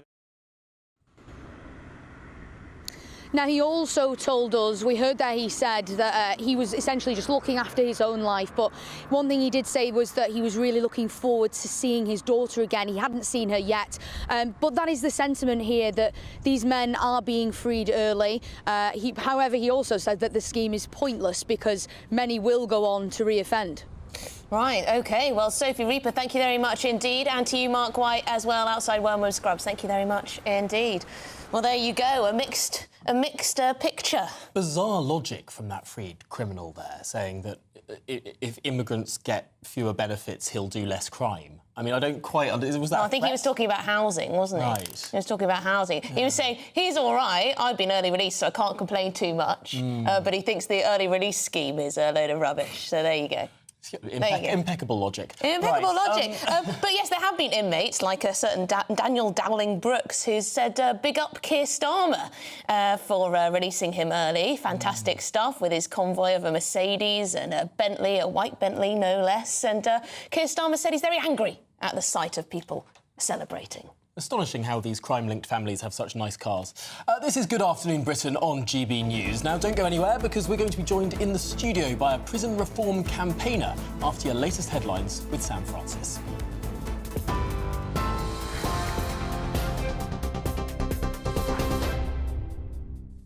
Very good afternoon to you. It is just coming up to 32 minutes past 1, and as we were just hearing, it can now be reported that Chris Kaba was a key figure in one of London's most dangerous gangs and was accused of being involved in 2 shootings just days before police shot him dead in September 2022. Court reporting restrictions have been lifted today, revealing his ties to a nightclub shooting and a second incident with gunshot residue and a balaclava found on him when he died. Police officer Martin Blake was cleared of the 24-year-old's murder yesterday after a jury acquitted him in just over 3 hours.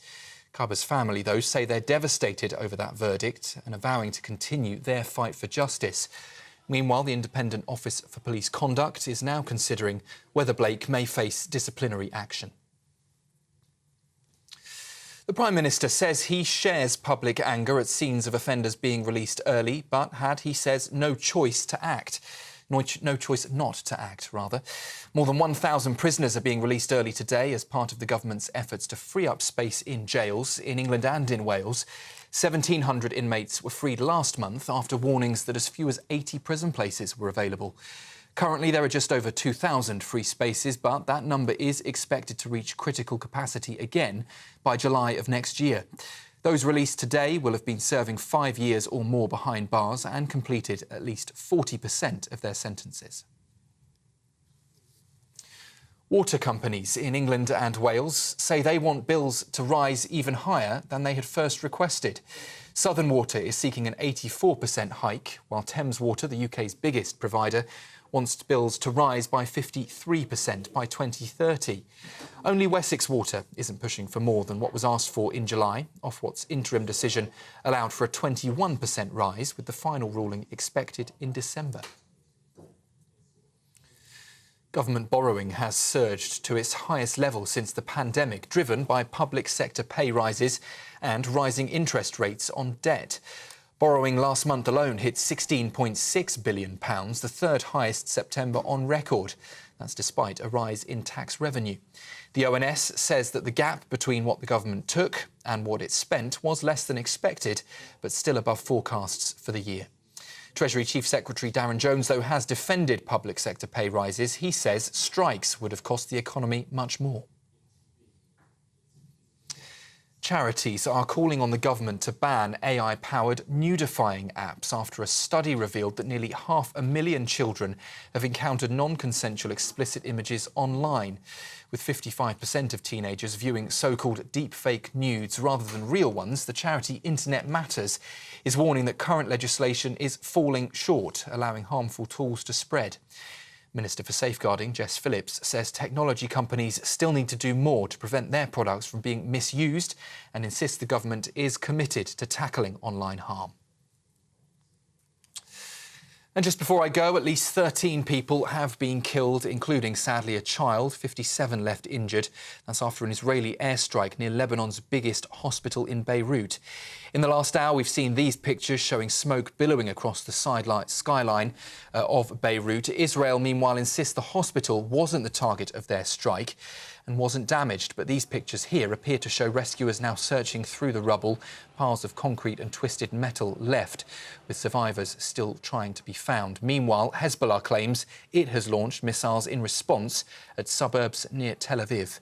Well, it comes as America's top diplomat, Antony Blinken, is in Israel, currently speaking with Benjamin Netanyahu, trying to push for a ceasefire in Gaza. He'll be continuing that trip to the Middle East tomorrow to discuss plans for peace. That's it from me for now. A quick look at the markets next, and then we'll be straight back to Tom and Emily. For the very latest GB News direct to your smartphone, sign up to News Alerts by scanning the QR code or go to gbnews.com/alerts. Cheers Britannia Wine Club proudly sponsors the GB News Financial Report. Well, as promised, here's a quick look at the markets for you just after 1:30. The pound will buy you $1.2980 and €1.1997. The price of gold this hour, £2,107.41 per ounce. And the FTSE 100 is at 8,268 points. Cheers Britannia Wine Club proudly sponsors the GB News Financial Report. Hello, good morning and welcome to your GB News weather update brought to you by the Met Office. Still plenty of strong winds across Scotland. It's going to be cloudy with some showers at times, but otherwise there are actually plenty of sunny spells across the country. Where we see the cloud and the showers, that's just as a result of this frontal system slowly moving its way towards the southeast. So that's where we're going to see the bulk of the cloud today, perhaps a few showers. But on the whole, there's actually going to be plenty of dry weather across the country, plenty of sunny spells too. Just a few showers feeding into northern parts of Scotland, and that's where we're going to see those blustery winds continuing through the day. But in more sheltered spots and across the south and southeast, where we're seeing highs of 16, 17 Celsius, it's actually going to feel rather pleasant for the time of year. Now, as we head through into the evening, we're still going to see those strong winds continuing across northern Scotland, particularly around coasts and exposed areas. A few showers feeding in from time to time, but mostly dry across the country. Similar across Northern Ireland and northern parts of England, plenty of clear spells to end the day. Plenty of clear spells across Wales and the southwest, still just a bit more cloud across parts of Sussex, Kent, East Anglia. But that cloud is going to lift and break through the course of the night. We're actually going to see plenty of clear spells, and with lighter winds that means we could see some fairly dense fog patches towards the morning too. So do take care for the Wednesday morning commute, as these may linger on through the morning. Otherwise, a mix of clear spells and cloud overnight, and some drips and drabs of rain and drizzle across Scotland to start the day too. And still across Scotland, we're going to continue to see those strong winds, particularly in northwestern parts, and still could see some outbreaks of rain across exposed northwestern parts too. Otherwise, once again, lots of fine and dry weather around, the odd shower here and there, and once again with highs of 16, 17, feeling pleasant for the time of year. Bye for now. The latest GB News travel. In Cambridgeshire, the M11 northbound exit slip road is partially blocked. That's been causing heavy traffic due to a broken down vehicle at junction 13 at Cambridge. For Kent, the M25 anti-clockwise, there's a lane closure on the entry slip road. That's all due to an accident at junction 4 Orpington. For Staffordshire, 2 lanes are out of action for the M6 southbound. That's been causing some very slow traffic due to an overturned vehicle from junction 14 at Stafford North on towards junction 13. And for Glasgow City, the M8 eastbound, that's partially blocked at the moment due to a broken down vehicle at junction 8. Traffic does seem to be coping relatively well. And in Wrekinford, Devon, the A361 eastbound still closed as you approach the Wrekinford turnoff. You can stay up to date throughout the day by visiting our website gbnews.com.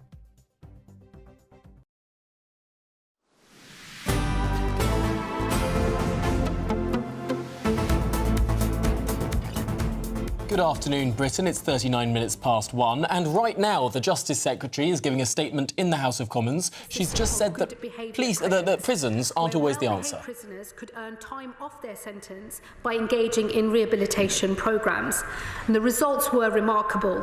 Crime fell by nearly a third, reaching the lowest levels in half a century. The prison population fell by over 20,000, and after 2 decades, the Texans had closed 16 prisons rather than building new ones. The third principle of the review is that it must expand the punishment that offenders receive outside of prison. There are already ways that we severely constrain offenders, limiting their freedom outside of prison. Those under home detention curfews are, in practice, under a form of house arrest, with a tag on their ankle and a sensor in their home. They are placed under curfews, generally for 12 hours each day. And should they break that curfew, they can be picked up and, if needs be, locked up. In some ways, punishment outside of prison can be even more restrictive than prison. It is a sad fact that in many of our prisons today, a drinker can all too easily procure a drink. On a sobriety tag, however, with their sweat measured every 30 minutes and a 97% compliance rate, their teetotalism is almost as strict as mine. All of this is just using the technology that is immediately available to us and used already in this country. I will be inviting the reviewers to consider the technology that they have available to them now, and also the next frontier of technology used in other countries but not yet in ours. Because I believe that the modern world presents us with the opportunity to build a prison outside of prison, where the eyes of the state follow a prisoner more closely than any prison officer can. Moving punishment out of prison for those who can be safely managed there has huge benefits. Outside of prison, offenders can engage in work that pays back communities and individuals who they have harmed. And the evidence is abundantly clear that those who serve their sentences outside of prison are far less likely to reoffend, cutting crime with fewer victims and safer streets, and reducing the huge cost to society of reoffending. A landmark statement there from the Justice Secretary saying that people who serve sentences outside of prison are less likely to reoffend, saying that prison isn't always the answer, and she's looking at following a model laid out in Texas, where they started closing prisons, incarcerating fewer people and looking at other means for punishment. Yes, lots of talk of home detention, curfews, tagging, sensors in the home and all of that. Well, we're now joined by prison reform campaigner Matthew Torbett to have a little, well, to talk to us really about what Shabana Mahmood had to say there, the Justice Secretary. What do you make of that sort of shift from prison always being the answer to more sort of outside prison punishment? I think it's a good thing. I think it's a progressive thing. I think ultimately things like community sentencing seem to be seen as the lesser sort of sentence compared to prison. Both things can take away your liberties. It also doesn't mean you're not going to lose your housing, your kids, your marriage, your job, all sorts of other things, because you've still got a criminal record. But ultimately, I think what we're seeing at the moment is that prison doesn't work, and there's a question of whether it really has worked. The whole point of prison is ultimately to be a punishment and really to be a deterrence. But also, we want to see that people are reformed. We want to see people come out and therefore be upstanding members of society. Re-offending costs the Home Office currently £20 billion a year. There's a hell of a lot more good we can be doing with that money when we look at our public services currently. And therefore, if people are constantly re-offending and it's going up and up, then prison isn't working in that sense. Well, isn't this a bit like... this might be silly. Isn't this a bit like lockdowns? You know, you have a virus, you have a lockdown, the viral spread stops, you lift the lockdown and it can come up again. I mean, prisons work, clearly, while someone is incarcerated. They keep society safe from that dangerous individual. Now, they might not work if that person is released again, but isn't that an argument for longer sentences rather than less prison?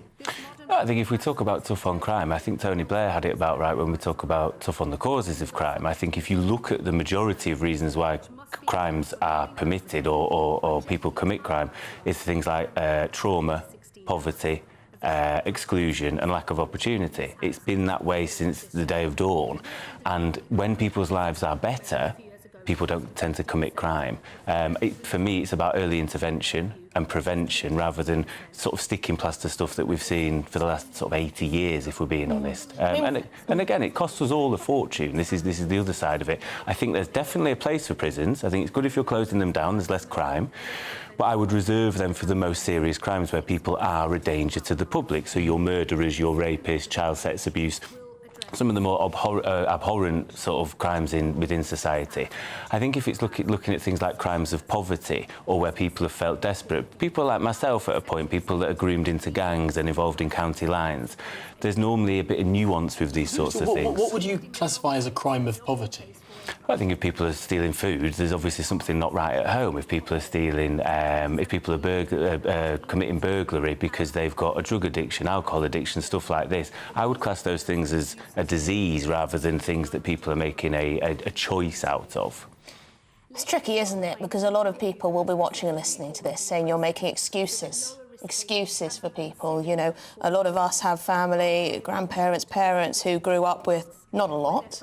They didn't go out and pursue a life of crime. They tried to better themselves. Also, you don't mention family breakdown either. We know that's one of the #1 indicators that someone may go on to a life of crime. More than happy to talk about family breakdown. That's the whole reason why I ended up on the wrong side of the law. I didn't get on with my parents growing up.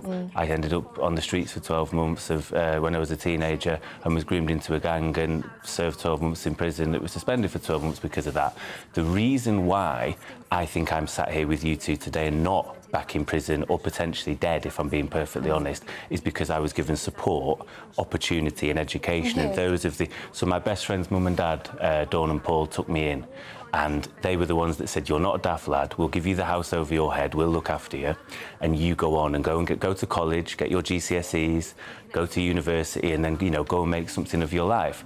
If I didn't have that, there's no reason why I wouldn't go out and potentially commit crime again. What happened with your parents, if you don't mind me asking? Were they abusive or just a They weren't abusive. I think I'm the eldest of 4, and I think the eldest is almost like the trial child. They get it always a little bit harder. And I think they just, you know, they struggled with parenting. You know, again, we didn't grow up with much. It didn't mean I had to go out and commit crime, and I wouldn't have done if I'd have probably stayed under the family house. But they're stressed. They have their own issues, you know, from their own childhood quite clearly. And, you know, I bore the brunt of that, and I don't hold them any ill will. I've, you know, come to learn to accept what happened and took the positives out of it. But I always think the difference being, if you're released from prison, right, like some of these people today, and they go on to reoffend, I think that again shows that prison hasn't worked and doesn't work.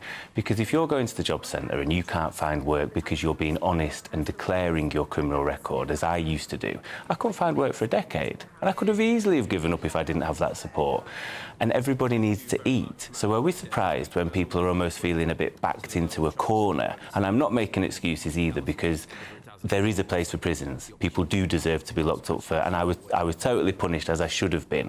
But it's the follow-up that isn't currently there at the moment, because we ultimately want people to be getting on in life, paying their taxes, in work, national insurance, all that sort of stuff, rather than us all paying £50,000 per year per prisoner to be locking up more and more people. And ultimately it's totally unsafe. We've got prison guards who are now being told they're going to have to work till they're 60.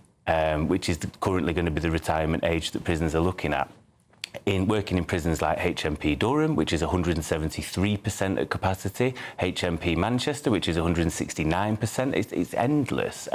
So it's not working for me at the moment. I think there's better ways of doing things. No, it is fascinating, because clearly, if someone is released from prison and have their whole life ahead of them and they can't get a job, what are they going to do? Probably more crime. I think the incentive structure there is very much imbalanced. But just finally, the Justice Secretary wants fewer prison places and fewer people in prison. Is that really the way to go? Shouldn't we be looking at having more capacity for, as you say, there is a place for prison for violent offenders? Yeah, I think there has to be capacity, and ultimately I think this stuff is far too important to be playing politics with, but ultimately nothing has been done, not just by the Conservatives, but Labour previously in 97 onwards as well. I just making sure the capacity is there is one thing, but ultimately we want less prisoners in the sense of less crime being committed, and if people are given community sentences, or I think restorative justice is a very powerful thing. If you're brought face to face with your victim, who you've got to put a face to, and you hear their side of things, that touches the empathy of people to hopefully go on and not do that again. Yeah, there's also quite a lot of talk about how women shouldn't, if you're a mother, you shouldn't go to prison because it ruins the life of your child. But then, I mean, you know, surely it ruins the life of the child if the dad's in prison too. Yeah, I mean, it's a bit sexist, isn't it? Matthew Talbot, thank you very much indeed. You're a prison reform campaigner. Very interesting to get your perspective. Well, the government has announced that profits from frozen Russian assets will be used to loan a further £2.26 billion to help Ukraine in its fight against Putin's forces. Yes, this money is the UK's contribution to a $50 billion loan package agreed by the G7. It's in addition to the UK's existing £3 billion a year support for Ukraine. But will this loan ever really be paid back, and will the money money only be coming from frozen Russian assets? Let's pose that question to the former chairman of the Defence Select Committee, Tobias Ellwood. Tobias, thanks so much for joining us. My big question for this is, if this was always an option on the table to use Russian money to fund Ukraine, to me that sounds fantastic, why weren't we doing this from the start? Because it's very, very complicated indeed. And it isn't the Russian assets themselves which were frozen after Putin's invasion of Ukraine. It is the profits, as you suggest. It's taken a lot of legal work, which Britain has been in the forefront. And so I'm pleased to see us pushing, not just in supporting Ukraine with weapons and munitions, but now with cash as well. And as you was describing, Britain's contribution, along with those in the G7 and the EU, will accumulate to about $50 billion, and so critical at this moment. But I'm actually talking to you from Washington, D.C., so this money doesn't come a moment too soon. We're just weeks away from a presidential election here, and it really is quite concerning just how parochial the campaigns here, just how isolationist the mood is here, with little appreciation for how dangerous and threatening that our world is becoming. This Ukraine thing is seen as a long way away. It's Europe's problem. And as the war seems to have stagnated, battle lines are not moving at all, there are more voices calling for talks. And I've stressed this before on your program, if Russia holds on to any part of Ukraine, Putin's aggression won't stop there. There'll be a wider ideological war. And we're now seeing North Korean troops come in as well. And that suggests that Russia is fallible, but we're not doing enough about it. So this initiative here, the cash for more military equipment, is very welcome news indeed. So it's not really alone then at all. But I just wondered, seeing as you're in Washington, who's the safer pair of hands then when it comes to Russia's war in Ukraine? Is it Kamala Harris or Donald Trump? Well, that's a really, really good question. I suspect it actually doesn't matter in some sense, because another set of elections that are taking place are for the Senate and for the House of Representatives. And we saw Joe Biden, very supportive of Ukraine, but that $60 billion package of support was delayed because of what happened on the Hill in Congress. And that's likely to happen again. And there's a wider picture here of just how risk averse we all remain. But I stress this national mood here to isolate itself, to protect itself from a wider world is very, very concerning indeed. And there's a role to play, as we did last century, as a friend of America, to explain why it's so important that America actually participates in global affairs, doesn't retreat back into its own void at this critical time. Storm clouds are gathering again. There's no doubt about it. Our world's becoming more dangerous, not less. I keep saying this again and again and again, but I'm afraid it's not resonating as much in Europe, and it certainly isn't resonating here in the United States. You'd think that with North Korean troops now on the ground in European soil, that would bring home the sort of new axis of evil between, well, you've got Iranian-made drones, you've got North Korean troops, you've got Russian money, still funded by many Europeans who keep buying Russian oil, but it must be said. But Tobias Ellwood, we have run to the end of the hour. Thank you so much for joining us live from Washington, D.C., former Defence Select Committee chairman. Well, I do wonder if, the Americans get a bit sick of all the jip they get. I mean, we want them to protect us, we want them to protect Europe and, the rest of the world, but they get no thanks at all. No, but they do have all of the money. Well, we've got lots more coming up on today's show. Don't go anywhere. We're going to have more on the Chris Kaba case and early prison releases, of course. Stay with us.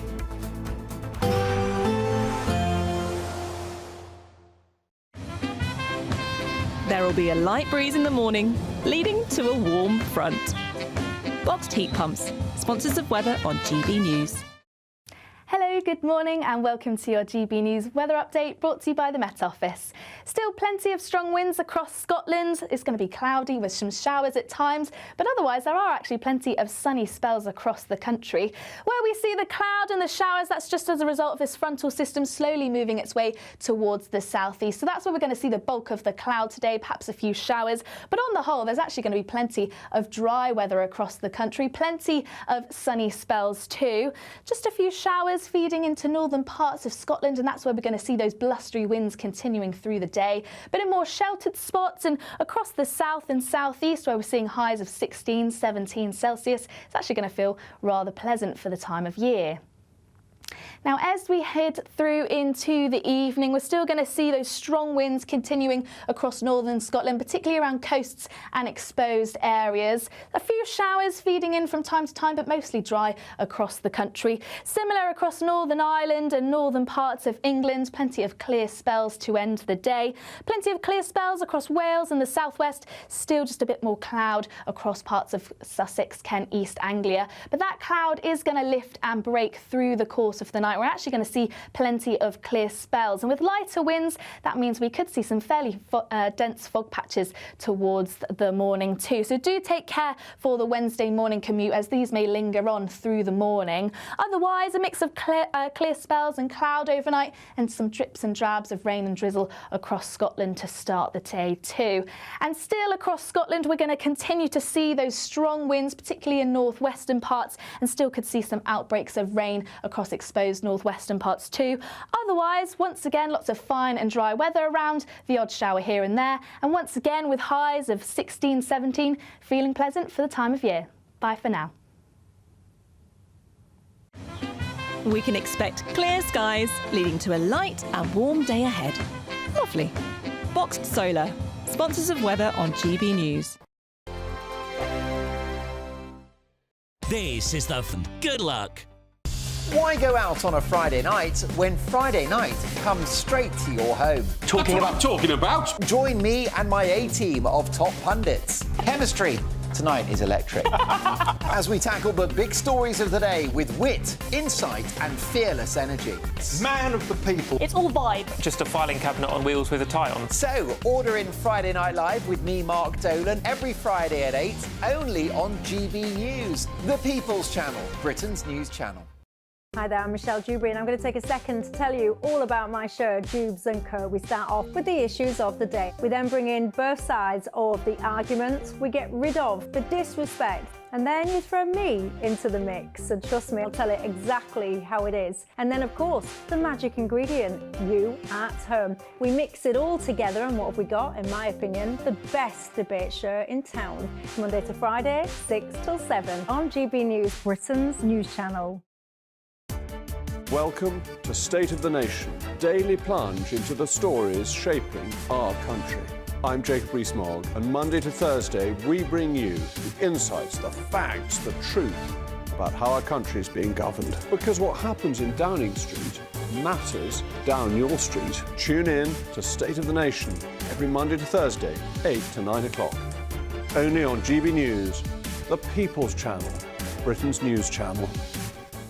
Join me, Camila Tominey, for a frank and honest discussion with those in power that cuts through the spin and gets to the heart of the issues shaping our nation.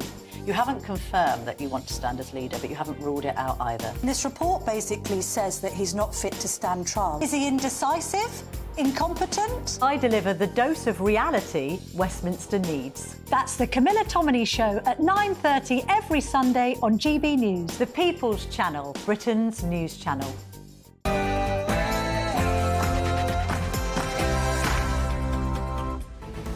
Good afternoon, Britain. It's 2 o'clock on Tuesday, the 22nd of October. I'm Tom Harwood. And I'm Emily Carver.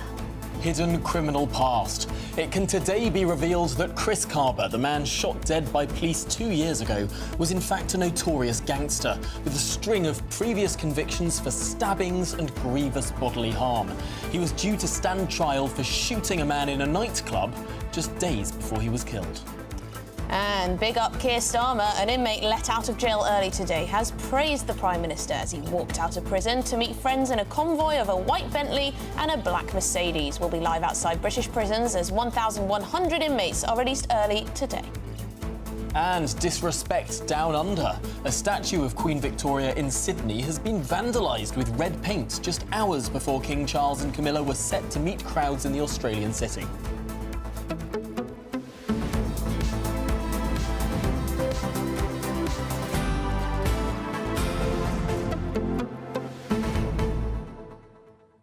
It was interesting what we were talking about there with the prison reforms. The Justice Secretary saying that, you know, prison isn't always the answer.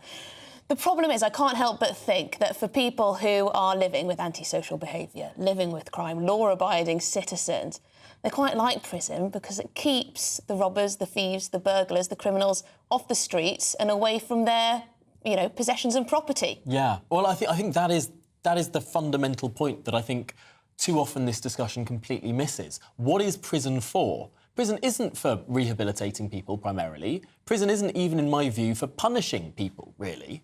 Or it shouldn't be. Prison should simply and only really primarily be about keeping bad people away from the rest of us. I mean, that Yeah, but then that when is do you what decide prison is for. how do you decide when to let them out if it's not about rehabilitation? You don't. OK, so he throws away the key, locks them up and throws away the key. If someone's done something really bad, I think we should be more relaxed about life sentences. Now, I don't think these people should have horrible lives. I mean, maybe we do the sort of Swedish model of giving them Xboxes and maybe not the internet, but, libraries of books and plush furnishing. I'm fine with that. I don't care.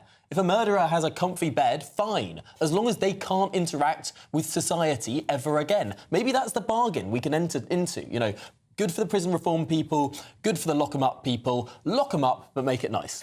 No. What we do, I think that we divide, violent criminals from other criminals. OK, yes, violent criminals, scary, right? Don't want them on the streets, don't want them attacking people. But, fraud can be a very serious crime.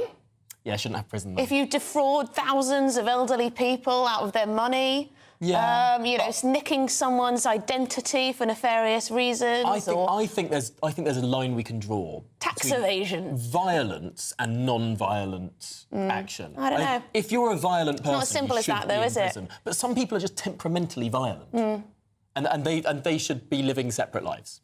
Right. Well, there you go. Let us know what you think. gbnews.com/YourSaver. Let's get the headlines with Sam Francis.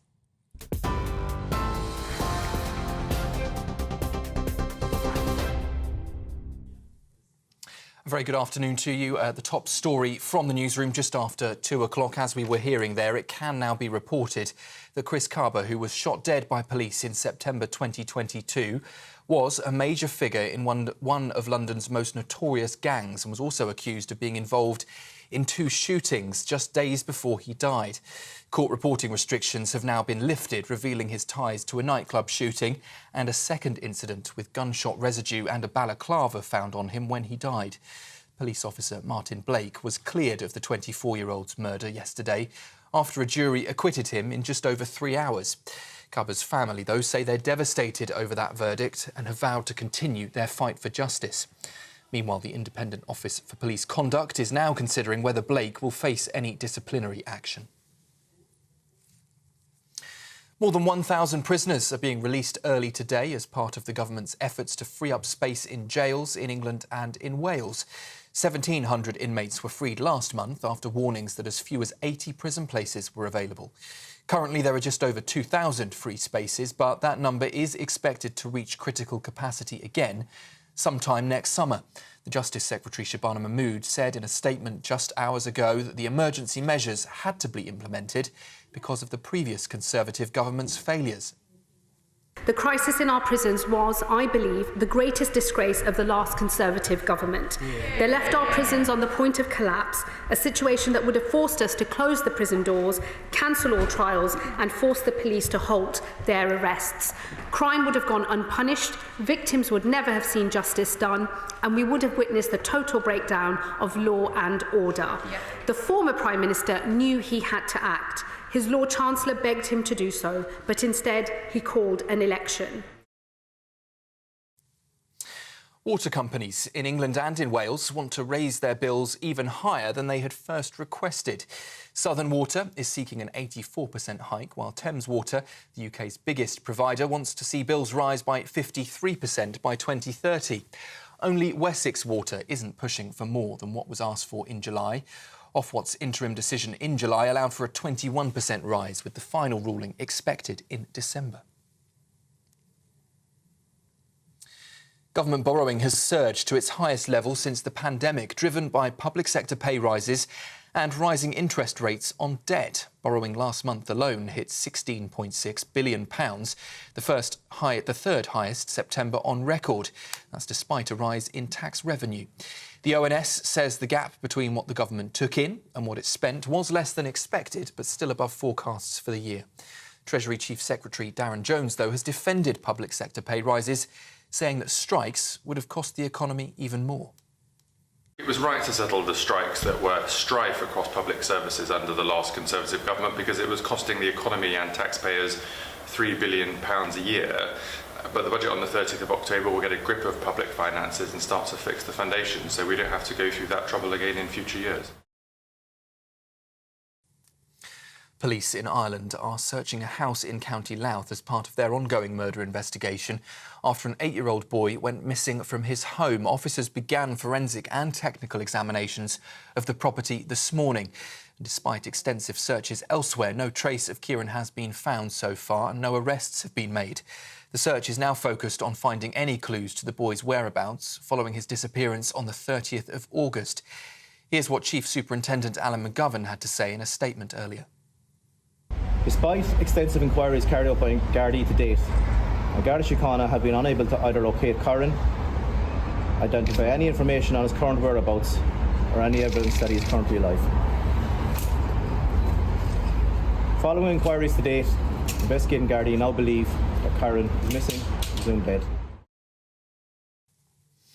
And delicious irony, that's how ministers are describing a new £2 billion loan to Ukraine to help fight Putin's forces, funded by profits on frozen Russian assets. Defence Secretary John Healey's confirmed that Ukraine can now draw down a UK government loan as and when they need it. The money could bolster air defences, artillery or other military equipment, adding to the UK's existing £3 billion of annual support. The Chancellor Rachel Reeves says the funding strengthens Britain's national interests, adding, quote, "The front line of our defence is in the Ukrainian trenches." And I just want to bring you a quick breaking line that we're getting from Wales this afternoon, in fact. The police say they are now investigating reports of a woman with 4 children being forced into a van. That happened yesterday evening, just after midnight, so this morning, in fact. A police spokesperson saying that they have received calls reporting seeing a woman and those children being forced into a van by a man, 4 children with that woman, and they are appealing for any help. There are details on the South Wales Police website of the supposed suspect, so we'll keep across that story, bring you any more on that as we get it. That's it from me, though. For now, I'll be back with you in half an hour. For the very latest GB News direct to your smartphone, sign up to News Alerts by scanning the QR code or go to gbnews.com/alerts.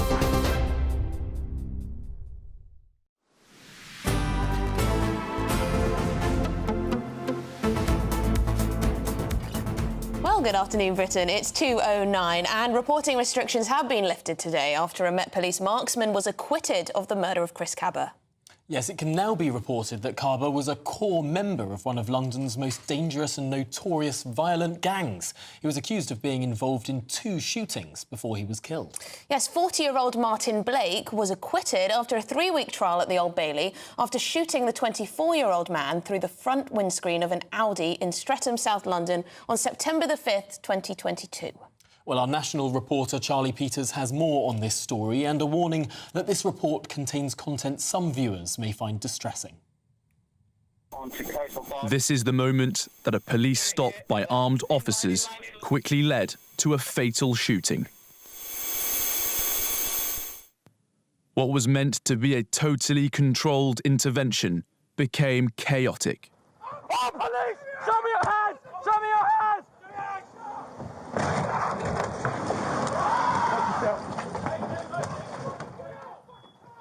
Armed police surrounded Kaba's Audi, but he attempted to smash himself free from the roadblock. Kaba reversed, crashing into an unmarked police car behind, before hitting Sergeant Martin Blake's marked vehicle at the front. He reversed again, and then Blake fired a single shot. The dramatic moments were captured by his body-worn camera.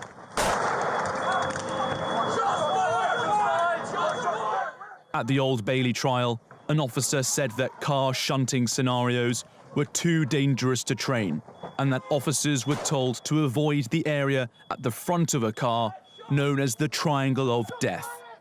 That was where Blake and another officer were stood when he fired his fatal shot.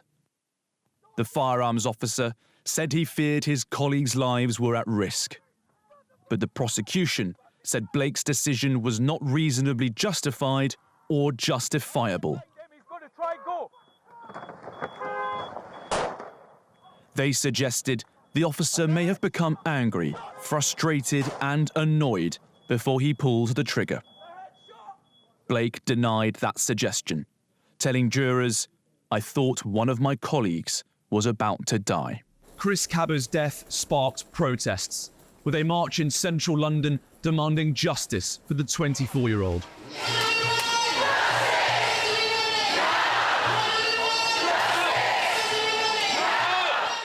But after 3 hours of deliberation, the justice from the jury is that Martin Blake was not guilty.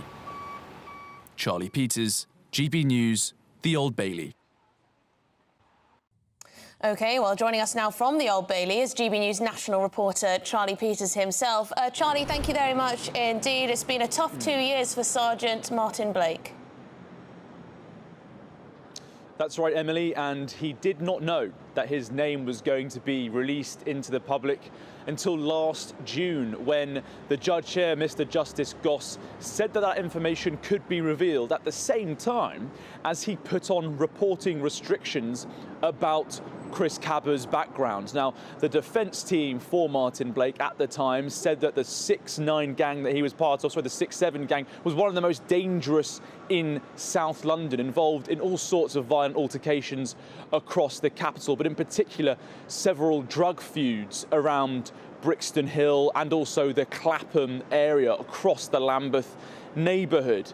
Now, it was said that they did not want to name Martin Blake, the defence, because that 6-7 gang and its violent members could have a risk of gang reprisals against Sergeant Blake and anyone connected to him. But the decision was made to release his name into public, but also to allow those reporting restrictions to be applied to Kaba's past. But yesterday, after the verdict was delivered by the jury after 3 hours, clearing him of murder after that 3-week trial into Sergeant Martin Blake, today Mr. Justice Goss has lifted those reporting restrictions he put down, which means that we can reveal that Chris Kaba was a core member of that 6-7 gang, which had so many warring feuds on the county lines for drug running with other gangs in the area. Crucially, the 1-7 gang in the Wandsworth Road, where over a decade ago, a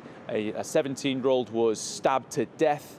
Jordan Bellucci, he was stabbed on the 1st of July, the 1-7 forming the name of that gang.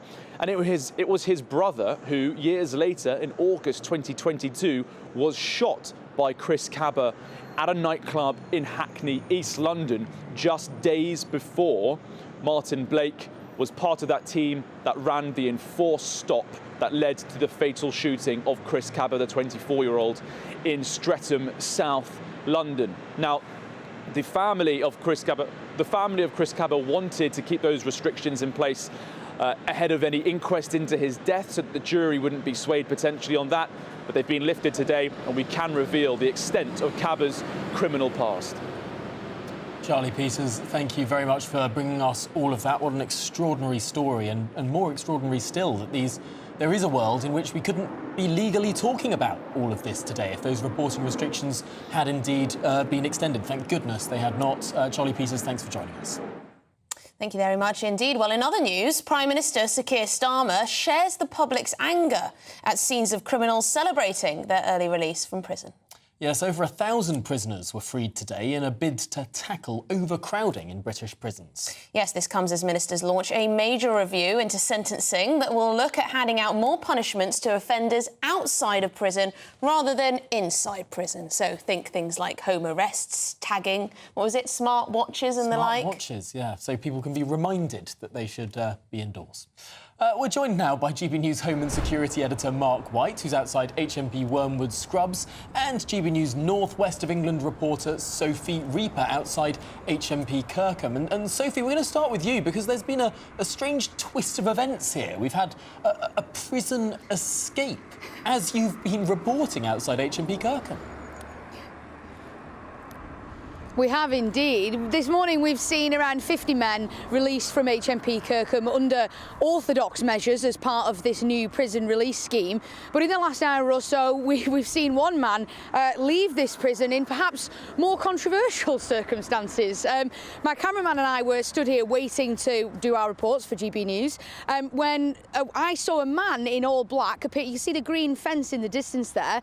He appeared on top of the fence, which you may not be able to see is covered with barbed wire. There was a black vehicle waiting just beneath. He jumped down, hopped in the car, and it sped off out of the prison. Now, within a few minutes, an alarm had begun sounding here at HMP Kirkham, and then the police vans and cars have started to arrive. You can probably see a couple of them there outside the prison. Now, we've spoken to some of the staff here at HMP Kirkham, and they've confirmed to us that now what will have to happen is a roll call. The prison itself is holding around 600 to 700 inmates, but the difference between this prison and perhaps other prisons that our viewers may be familiar with is this is a Category D open prison, so some prisoners are able to come and go for work purposes, but then they must return. We also asked the police if this is a regular occurrence or not, and they were quite reluctant to answer, but it seemed like it is quite a rare thing for this to happen. So that's what's going on here at HMP Kirkham. There is now a roll call that's going to take place, so all prisoners who may be out will be recalled to try and work out who this inmate is who seems to have escaped. There is CCTV footage, we're told, so I think throughout the rest of the day they're going to be trying to work out which one it is who's managed to hop that barbed wire fence and make his escape. Oh dear, what a rather dramatic turn of events. So you've got 50 inmates being released legitimately early, according to the government scheme, and then you've got one guy just making a run for it. Thank you very much indeed, Sophie Reaper. Mark White, are things as dramatic where you are, outside Wormwood Scrubs? Not quite as dramatic here, no. But you can understand why Sir Keir Starmer is keen today to say that he shares the public's anger at the release of these inmates, and that's because the optics here are terrible. This is not ordinary people being let out on holiday earlier than they normally would. These are criminals who are being released having not completed even half of their sentence behind bars, and being criminals. A significant number of them, we know, will go on and reoffend. We've seen that already in the release of 1,700 inmates last month, with dozens of those going on to commit offences and a number of those now back behind bars. And this morning again, some more embarrassing scenes and terrible optics for the government, with of course one person coming out and giving it the old big up Starmer routine, but also a black Rolls Royce that pulled up outside HMP Swaleside in Kent with a number of people all wearing identical hoodies, picking up an inmate there wearing a hoodie off, well, probably for a law-abiding life, who knows. But the fact is, a quarter of those who are released from prison go on to reoffend within a year. In 2 or 3 years, it's actually the majority of those released from prison. So there are understandable concerns in the community about the potential knock-on effects of putting thousands of people, it will be 5,500 within a few months, back onto the streets before they've completed their sentences. Well, thank you very much indeed, Mark White, and to you, Sophie Reaper, as well. Thank you.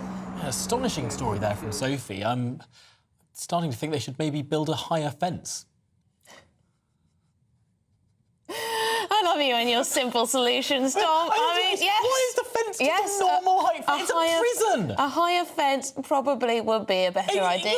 If you're guarding the entire perimeter of your prison, why is it a garden fence with some barbed wire on the top? I mean, we saw the cars by the side of it. I mean, this fence was barely 6 foot tall. That's not going to keep out anyone. Do you know Build a taller fence. Do you know why I laugh as well, besides the fact that it's a simple solution, is that you're always talking about how buildings aren't high enough enough in general. Yeah, true. Tom gets very angry when he sees in a city centre a building that is only 1 story high because he thinks, you know what, we should have more density, we should build up, you know, like Dubai, Singapore, Hong Kong, wherever. Or even Pimlico. Or Pimlico. I mean, sort of central Paris, you know, these sort of 8-storey buildings next to a train station in a city like London or Birmingham or Manchester or Glasgow. I mean, next to a metro stop or a train station.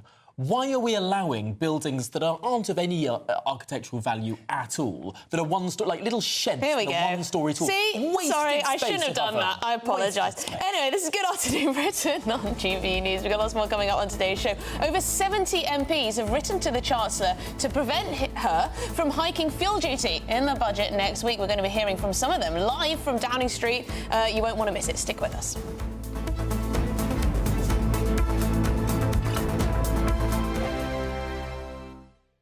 Sir Jacob Rees-Mogg's State of the Nation, Monday to Thursday from 8 p.m. You must be so proud of your daughter being so just amazingly brave and a model for other people who face illness. I think we're proud of her all day, every day, and always have been. Liz has always given her all to anything she put her mind to, whether that was studying for her GCSE exams at school or whether it's been her photography and battling cancer. Liz never does anything by house, and we are so incredibly proud of her each and every day. And Liz, I noticed a wonderful line from you saying that when you've got cancer, A-levels don't matter so much. That seems to me to be a very reasonable view to take and has given you then the chance to do these other amazing things that you will be doing more of in future with the London Ambulance Service. And I imagine many people will want to help you with your bucket list because they've now seen you and seen how brave you are. Yeah, I mean, hopefully we've already been overwhelmed by the responses and the support by so many people. I think when my mum originally posted the list, it received like 4,000 replies. It was insane, and still there's more.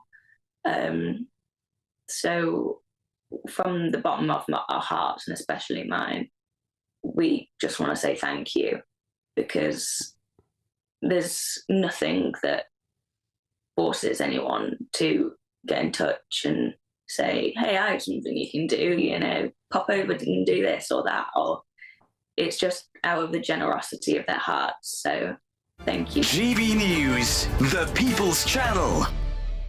Every Saturday, 10 till 12, we'll bring you all of the news that you need to know. We'll also remind you that there is so much to smile about. It's my favourite time of the week. I get to relax, enjoy some light-hearted stories, and let Ellie teach me about fashion too. That's Saturday Morning Live, every Saturday, 10 till 12. Only on GB News, Britain's news channel.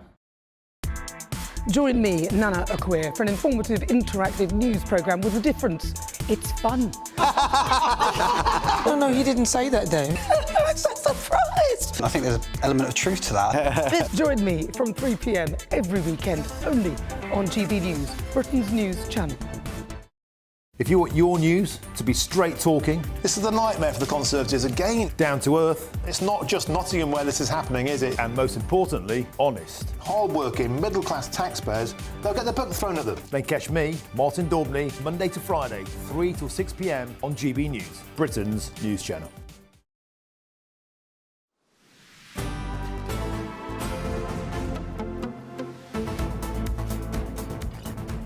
Good afternoon, Britain. It's now 25 minutes past 2, and we're going to cross live to Downing Street, where our political editor, Chris Hope, is joined by some guests that you may be familiar with. Yes. Hi, Tom. Hi, Emily. Hi, Tom. Hi, Emily. I'm in Downing Street, where preparations is getting ready for the budget in 8 days' time. And one of the big issues that many are worried about is a possible increase in fuel duty, and maybe a 5p increase. But there's been a big petition organised by the Sun newspaper and Fair Fuel UK. And with me now is one of the organisers of that petition, Saqib Bhatti MP. Saqib, how many have signed this petition? Well, I joined Howard Cox a Fairfield UK, there's over 130,000 people have now signed this petition. Chris, it's important to remember, for over 14 years, the Conservatives cut or froze fuel duty, and we're really worried about the impact this is going to have on working households and small businesses, because the rumour is it's going to go up, and it's going to go up to almost 7p, and so that's what we're worried about. Fuel duty is still 5p less than it was in 2010. Isn't it about time this number went up? Well, actually, it's almost 6p lower now because it's been cut all frozen over 14 years. Look, we have to remember this is about parents who are taking their kids to school. This is about small businesses who are trying to just keep their head above water. And this government, we've seen what they've done to the pensioners. Yeah. We've seen what they're doing to hard-working families already. We had the Employment Rights Bill yesterday, what they're doing to small businesses. They're just going to hammer hard-working families, and that's what we're worried about. So we've had 73 Conservative MPs sign a letter, which we've sent to Rachel Reeves. I've not had a reply, so I've got a physical copy here, which I'll also be handing in. And with you now is Lord McKinley, Craig McKinley. You're known to the viewers, of course, as the bionic peer, formerly a bionic MP, because you lost your limbs to sepsis. And why are you here, Craig McKinley?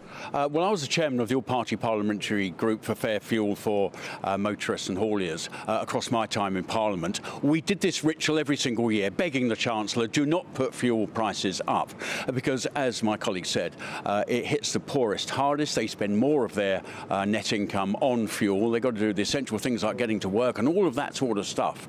So this is one of the most regressive of taxes. So we went through the ritual every year, appealing to Conservative chancellors those days, and they heard our message and did not put fuel duty up. And we had that success during the cost of living crisis, got the fuel duty down by 5p. It's one of the worst taxes. It hits those who are unemployed. It hits those who are people like me, perhaps, people who are disabled, got no other means of getting more income, elderly people, those on benefits, and particularly those who are disabled, hits them really hard as well. Regressive tax, don't do it, Rachel, but the fear is this time, because they seem to want to tax everything that moves, there'll be an increase in the fuel duty this year. It's easy to collect, unfortunately, and they'll go and collect it. It's a bad tax. Howard Cox, you're from Fairfield UK. What are the numbers like then? So you pay £1.30 for a litre of fuel. How much of that is fuel duty at the moment? Well, if you can find a place that's £1.30, Chris, thanks for that. It's about £1.34, but what you're looking at is about 60% of what you put in your tank is some form of tax that goes to the government. And don't forget, there's VAT on the fuel duty as well. We said that the 6p's been reduced, but if you add a 10%, it's 7p it's gone down because that VAT. So in a nutshell, 52.95p is the fuel duty. That could go up to 58p or 59p, and that's just the fuel duty. On top of that, there's other taxes too. Well, VAT is on the whole amount, which includes the fuel duty. It's important to understand, Chris, that places like Spain, they pay 26p less for diesel. And that's one of the things that back here in number 11 that Rachel Reeves got to understand, that the trucking, the logistics industry, the internet economy, all the Deliveroo's is the commercial heartbeat of our economy, and yet she's looking at actually increasing their costs. But for a family watching us at home, it's £4.50 on a typical tank of, say, 55 litres. Yeah, it's that sort of thing, but we must get it across that this is, when you think about essential fuels, you've got gas, electricity, this is an essential resource for people. They need it big time. And, when you see that corporation tax is a massive 25%, we're talking 60% on drivers. Every time they go out, they go to school or go to hospitals or go to work. They need their car. And just finally, I mean, the Tories have cut this levy, haven't they, since 2010, eventually after Rishi Sunak took 5p off in 2022. But Labour's record with this fuel duty is much more difficult for drivers. Yeah, well, exactly. And thank you for reminding me. From 1997 to 2010, when Blair and Brown were in government, they put up fuel duty by 46%. And I can tell you now, it's in their DNA. It's all they seem to do is put taxes up. For finally, back to you, Saki Bhatti, a worry then for families if this goes up. Do you think there's a problem with policymakers not understanding the importance of car driving to so many families outside of somewhere where there's good transport links, like in London? Well, look, Chris, I think that's right. Look, I talked about hard-working families. I think they need to really come out of here and think about how it impacts everyone. And look at the last 100 days. We've had Donorgate, we've had Swiftgate, we've had all the we've had. Yesterday they wanted to ban fire and rehire after the Prime Minister had just fired and rehired Sue Gray. Look, we need them them to come into the real world and start thinking about what actually impacts hardworking families, small businesses. That is what matters. That's what this, what our economy is built on. That is what, and this is really going to harm good people across the country. Well, Saki Bhatti, Lord McKinney, Craig McKinney and Howard Cox, thank you for joining us on GB News. And of course, the government would say they can't yet comment on what's in the budget. This is part of a lobbying effort from all sorts of industry groups across the economy. We'll know what's going to happen to fuel duty. Like everything else we're waiting for in Westminster, the budget a week tomorrow, live on GB News. Yes, live here on GB News. We await potentially massive tax rises, who knows. Thank you very much indeed, Christopher Hope, our political editor there outside Number 10. Reports of a 7p increase on fuel duty. That would be tricky.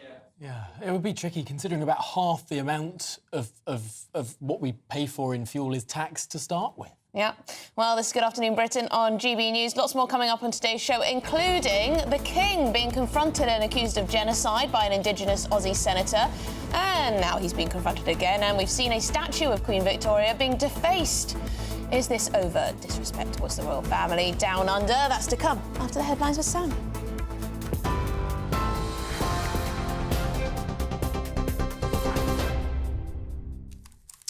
Very good afternoon to you. It is 32 minutes past 2, and the top story today, it can now be reported that Chris Kaba was a key figure in one of London's most dangerous gangs and was accused of being involved in 2 shootings just days before police shot him dead in September 2022. Court reporting restrictions have been lifted, revealing Kaba's ties to a nightclub shooting and a second incident with gunshot residue and a balaclava found on him when he died. Police officer Martin Blake was cleared of the 24-year-old's murder yesterday after a jury acquitted him in just over 3 hours. Well, Kaba's family says they are devastated over that verdict and are vowing to continue their fight for justice. Meanwhile, the Independent Office for Police Conduct is considering whether Blake will face any disciplinary action. The Prime Minister says he shares public anger at scenes of offenders being released early, but that he says he had no choice not to act. More than 1,000 prisoners are being released early today as part of the government's efforts to free up space in overcrowded jails. 1,700 inmates were freed last month after warnings that as few as 80 places were available in prisons. Currently, there are just over 2,000 free spaces, but that number is expected to rise and reach critical capacity by July next year. Those released today will have been serving 5 years or more behind bars and completed at least 40% of their sentences. Water companies in England and Wales say they want to raise their bills even higher than they had first requested. Southern Water is seeking an 84% hike, while Thames Water, the biggest provider in the UK, wants bills to rise by 53% by 2030. Only Wessex Water isn't pushing for any more than what was asked for in July. Ofwat's interim decision allowed for a 21% rise, with the final ruling expected in December. At least 13 people have been killed, including a child, and 57 injured in an Israeli airstrike near Lebanon's biggest public hospital in Beirut. Earlier, we saw smoke billowing across the Beirut skyline, spreading from the site of that attack. Israel, though, insists the hospital wasn't the target and wasn't damaged, but pictures do appear to show rescuers searching through the rubble and piles of broken concrete for any survivors. Meanwhile, Hezbollah claims it launched a missile in response to the suburbs of Tel Aviv. It comes as America's top diplomat, Antony Blinken, is pushing for ceasefire in Gaza as he continues his trip to the Middle East today. And before I go, a breaking line from the United States this afternoon. The former CEO of Abercrombie & Fitch has reportedly been arrested on sex trafficking charges and prostitution charges in West Palm Beach in Florida. Mike Jeffries, along with his partner Matthew Smith and an alleged middleman, were taken into custody this morning, reports say. The arrests follow an FBI investigation sparked by claims that the couple had coerced young men to have sex parties thrown for the American fashion brand. More details, we understand, are expected to emerge at an upcoming press conference from the FBI later. As that happens, we will try to bring that to you. But those latest reports just coming in that the former CEO of Abercrombie & Fitch has, we understand, been arrested. That's it from me for today. Sophia Wensler will have your next update at 3 o'clock. Now, though, a quick break. For the very latest GB News direct to your smartphone, sign up to News Alerts by scanning the QR code or go to gbnews.com/alerts.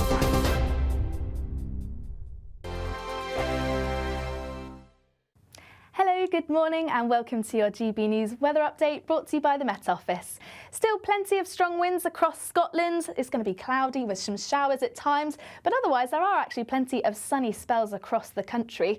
Where we see the cloud and the showers, that's just as a result of this frontal system slowly moving its way towards the southeast. So that's where we're going to see the bulk of the cloud today, perhaps a few showers. But on the whole, there's actually going to be plenty of dry weather across the country, plenty of sunny spells too. Just a few showers feeding into northern parts of Scotland, and that's where we're going to see those blustery winds continuing through the day. But in more sheltered spots and across the south and southeast, where we're seeing highs of 16, 17 Celsius, it's actually going to feel rather pleasant for the time of year. Now, as we head through into the evening, we're still going to see those strong winds continuing across northern Scotland, particularly around coasts and exposed areas. A few showers feeding in from time to time, but mostly dry across the country. Similar across Northern Ireland and northern parts of England. Plenty of clear spells to end the day. Plenty of clear spells across Wales and the southwest. Still just a bit more cloud across parts of Sussex, Kent, East Anglia. But that cloud is going to lift and break through the course of the night. We're actually going to see plenty of clear spells, and with lighter winds that means we could see some fairly dense fog patches towards the morning too. So do take care for the Wednesday morning commute, as these may linger on through the morning. Otherwise, a mix of clear spells and cloud overnight, and some drips and drabs of rain and drizzle across Scotland to start the day too. And still across Scotland, we're going to continue to see those strong winds, particularly in northwestern parts, and still could see some outbreaks of rain across exposed northwestern parts too. Otherwise, once again, lots of fine and dry weather around, the odd shower here and there, and once again with highs of 16, 17, feeling pleasant for the time of year. Bye for now. The latest GB News travel. In Northamptonshire, the accident on the M1 southbound between junction 16 at Daventry and junction 15A at Northampton Services has now cleared. For Kent, the M2 westbound exit Slip Road, that's still closed due to emergency barrier repairs at junction 2 Rochester. Looking now in Staffordshire, there's currently a lane out of action on the M6 southbound. That's been causing some very slow traffic due to an overturned vehicle from junction 14 at Stafford North on towards junction 13 Stafford South. And for Romford, slow traffic due to an earlier accident.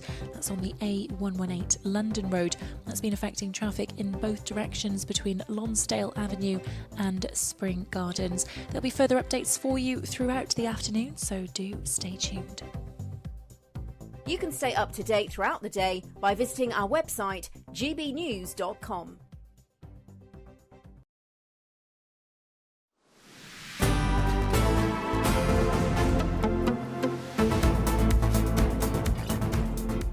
Good afternoon, Britain. It is 38... Oh, where are you? There you are. It's 38 minutes past 2, and here at GB News, we love to hear what you think. Yes, every day we're going to be running our poll of the day, and today we are asking, do you feel safe on Britain's streets as 1,100 prisoners are released early?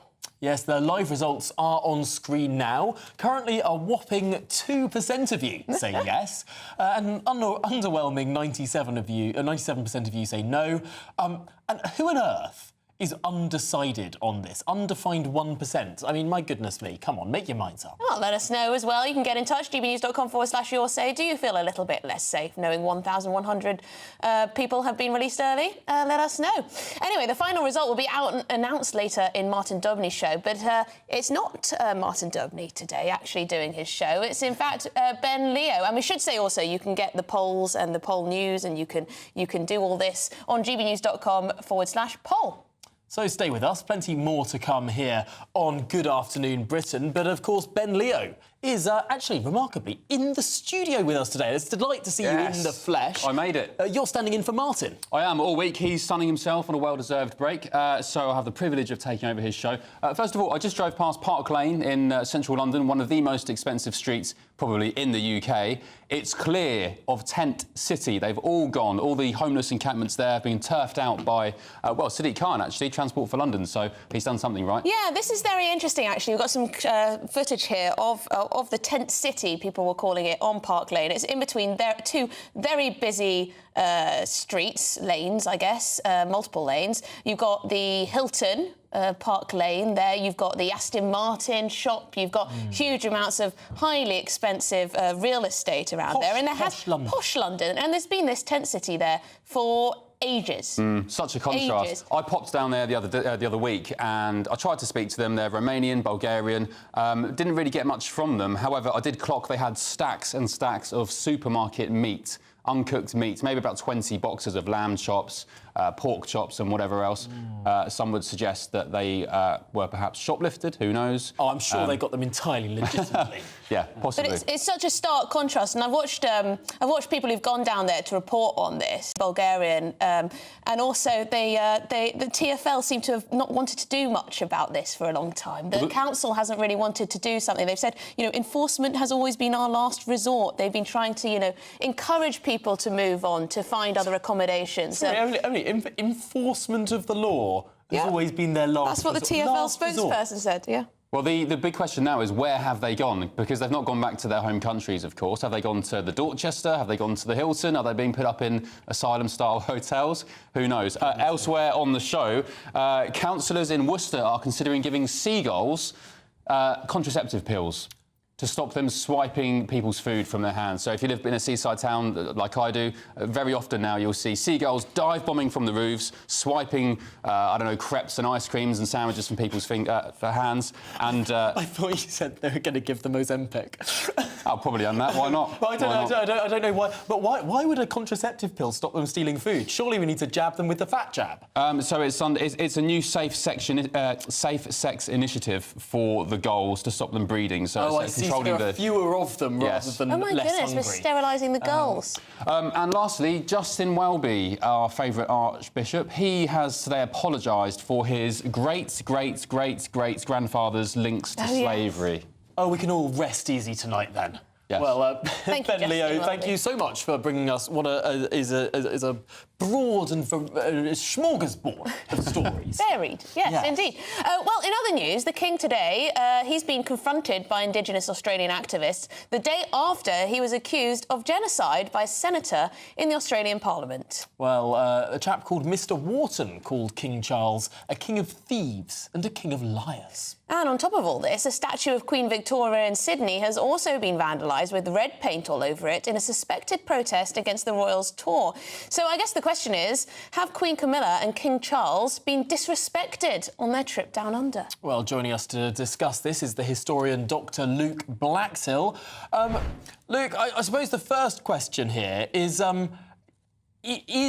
King Charles from a family of thieves and liars? Well, I think that rather depends profoundly on your perspective. I mean, it would depend whether you regard the king to be the representative of those European settlers who, as the Republicans and as some of the opponents would claim, stole Aboriginal lands. As far as being a liar is concerned, I'm not exactly sure what the king is accused to have lied about. I mean, fundamentally, this trip by the British monarch, confronts Australians with their history and, the perspectives on the role of the Crown generally go roughly along party lines in Australia. And so probably your perspective on that might rather depend on your pre-existing political affiliations, although I do think quite a lot of members of the Australian Labor Party would by no means take that line. I think that is probably a line we would confine to the more radical left section. Luke, have people always vandalised statues, or are we seeing a bit of an uptick? I think statues have always been focal points for public dissent. I mean, obviously, statues are usually put up with reverence in mind, and they can be sites where people can argue about history. I do think that the vandalization of statues has certainly increased in recent years, however. I mean, there seems to be this recent, more iconoclastic kind of desire to want to, I say, vandalize a statue rather than to use it as, you know, a forum or a debating platform, you know, to debate the past with. And that, I do think, is something modern and something regrettable. Now, of course, this isn't the first slight hiccup that's come to a royal tour down under. I think the last time King Charles, then Prince Charles, was in Australia was 19... Yes, nothing so dramatic as that. But I think that the response and the reception that the King has had in Australia has gone primarily on the lines that we would expect. I mean, Australia has a fairly divided public opinion on the question of a republic. Probably, I don't think support for republicanism has increased that much since the failed referendum in 1999. But, you know, there are, I suppose, sections of the Australian population who do feel very strongly about this. And I don't think that, you know, if it's the vandalization of a statue of Queen Victoria, I would certainly take that over, you know, having a monarch or a prince shot at. Well, thank you very much indeed, Dr. Luke Blaxill. Always great to speak to you. Historian, of course. Well, lots more to come on today's programme. This is Good Afternoon Britain. We're going to be bringing you the very latest on the tragic death of One Direction star Liam Payne. It's been revealed he had what's known as pink cocaine in his system at the time of death.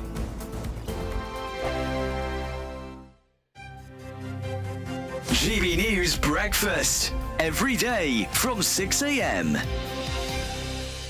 A furious online debate has been sparked after, well, let's just say a rather large man, I mean, he really was big, was snapped trying to fit into his seat on the plane. It's led to some to ask whether obese passengers should have to pay for extra plane seats so they don't inconvenience others. Some say, though, that's cruel. So should plus-size passengers pay extra for plane seats? Let's talk to former presenter of Fat Families, Steve Miller, who's in Stratford-upon-Avon, and the director of All About Obesity, Sarah LeBrock, who's in beautiful Harrogate. Good to see you both this morning. Sarah, what do you think? Well, we've had this debate before with Steve and I, to be fair, and I think it's one of those things where planes are just not fit for purpose anymore. So people's bodies have been growing over the years. We know this, the obesity rates are increasing, etc. But what's happening to planes is the seats are decreasing in size. So they're just not fit for purpose and not fit for the population. So I think it's just one of these things where we need to be more empathetic to people, that they're trying to fit into an environment that isn't shaped for them at all. So I think we do need to kind of say, well, what's right here? Is it the person not being able to fit in the seat, or is it the seat not being fit for purpose for the person? And I think we need to really, you know, look at things from that perspective as well. Instead of thinking the person's doing something wrong, how about the environment might be doing something wrong? Steve? It's not about blaming, but the message you can't put out, in my opinion, is that it's okay to be obese and don't worry about it. You see, what I'm saying here is free plane seats. If you're offering free plane seats, an extra seat, that's going to normalise obesity. GB News, the People's Channel. Mark Dolan tonight is your weekend dose of news, debate and entertainment. This sounds like a wild conspiracy theory. Don't miss My Big Opinion. Mark meets at My Take at 10. Democracy is a funny old thing. And we don't do boring, not on my watch. I just won't have it. Let's go and get another glass of that bubbly. You've earned it. That's Mark Dolan tonight, Saturday and Sunday, 9 to 11, only on GB News, the People's Channel, Britain's news channel. Join me, Camila Tominey, for a frank and honest discussion with those in power that cuts through the spin and gets to the heart of the issues shaping our nation. You haven't confirmed that you want to stand as leader, but you haven't ruled it out either. This report basically says that he's not fit to stand trial. Is he indecisive? Incompetent? I deliver the dose of reality Westminster needs. That's the Camila Tominey Show at 9:30 every Sunday on GB News, the People's Channel, Britain's news channel.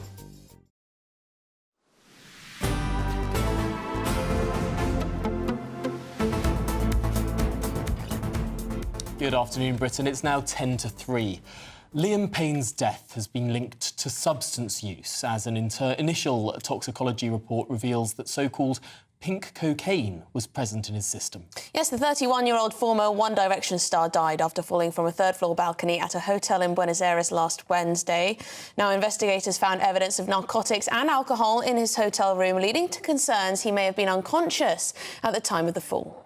It's also been reported that police are investigating staff at the Casa Sur hotel following suspicions they may have supplied drugs to the star, who tragically died while staying there. OK, well, joining us now is entertainment reporter Hayley Palmer. Hayley, thank you very much indeed for coming in to talk about this. We are finding out more, aren't we, about what sort of state Liam Payne was in at the time of his death. Clearly, there was substance abuse. Yes, there was. There was drugs found in his system, multiple different drugs. They are saying that it did include, as you just said, pink cocaine.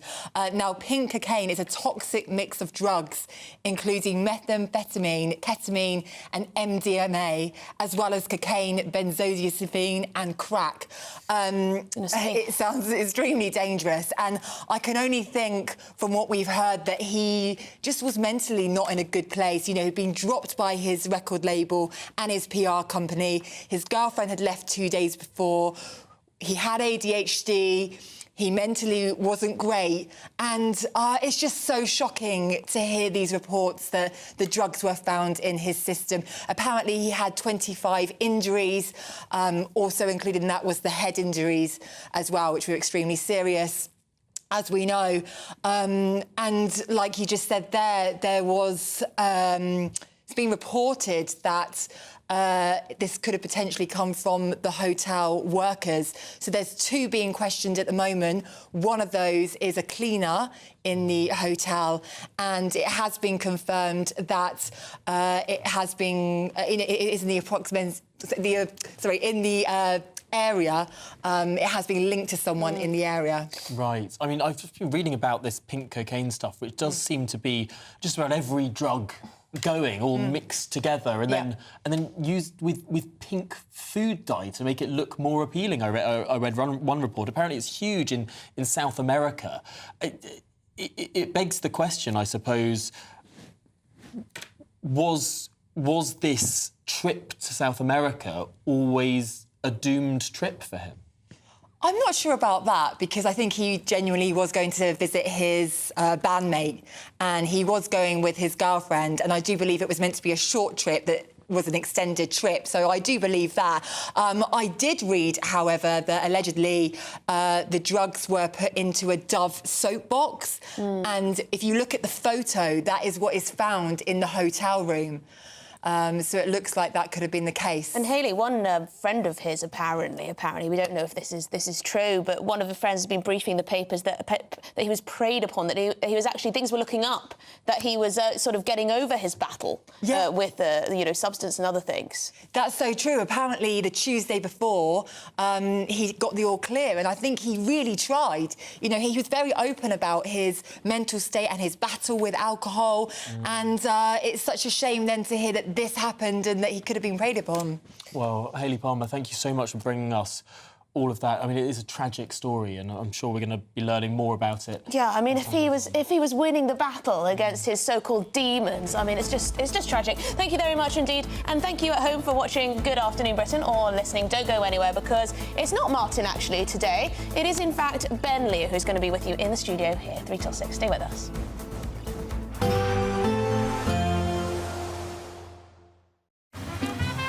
Despite the morning rain, it'll be a nice, warm, cosy day ahead. Boxed heat pumps, sponsors of weather on GB News. Hello, good morning and welcome to your GB News weather update, brought to you by the Met Office. Still plenty of strong winds across Scotland. It's going to be cloudy with some showers at times, but otherwise there are actually plenty of sunny spells across the country. Where we see the cloud and the showers, that's just as a result of this frontal system slowly moving its way towards the southeast. So that's where we're going to see the bulk of the cloud today, perhaps a few showers. But on the whole, there's actually going to be plenty of dry weather across the country, plenty of sunny spells too. Just a few showers feeding heading into northern parts of Scotland, and that's where we're going to see those blustery winds continuing through the day. But in more sheltered spots and across the south and southeast, where we're seeing highs of 16, 17,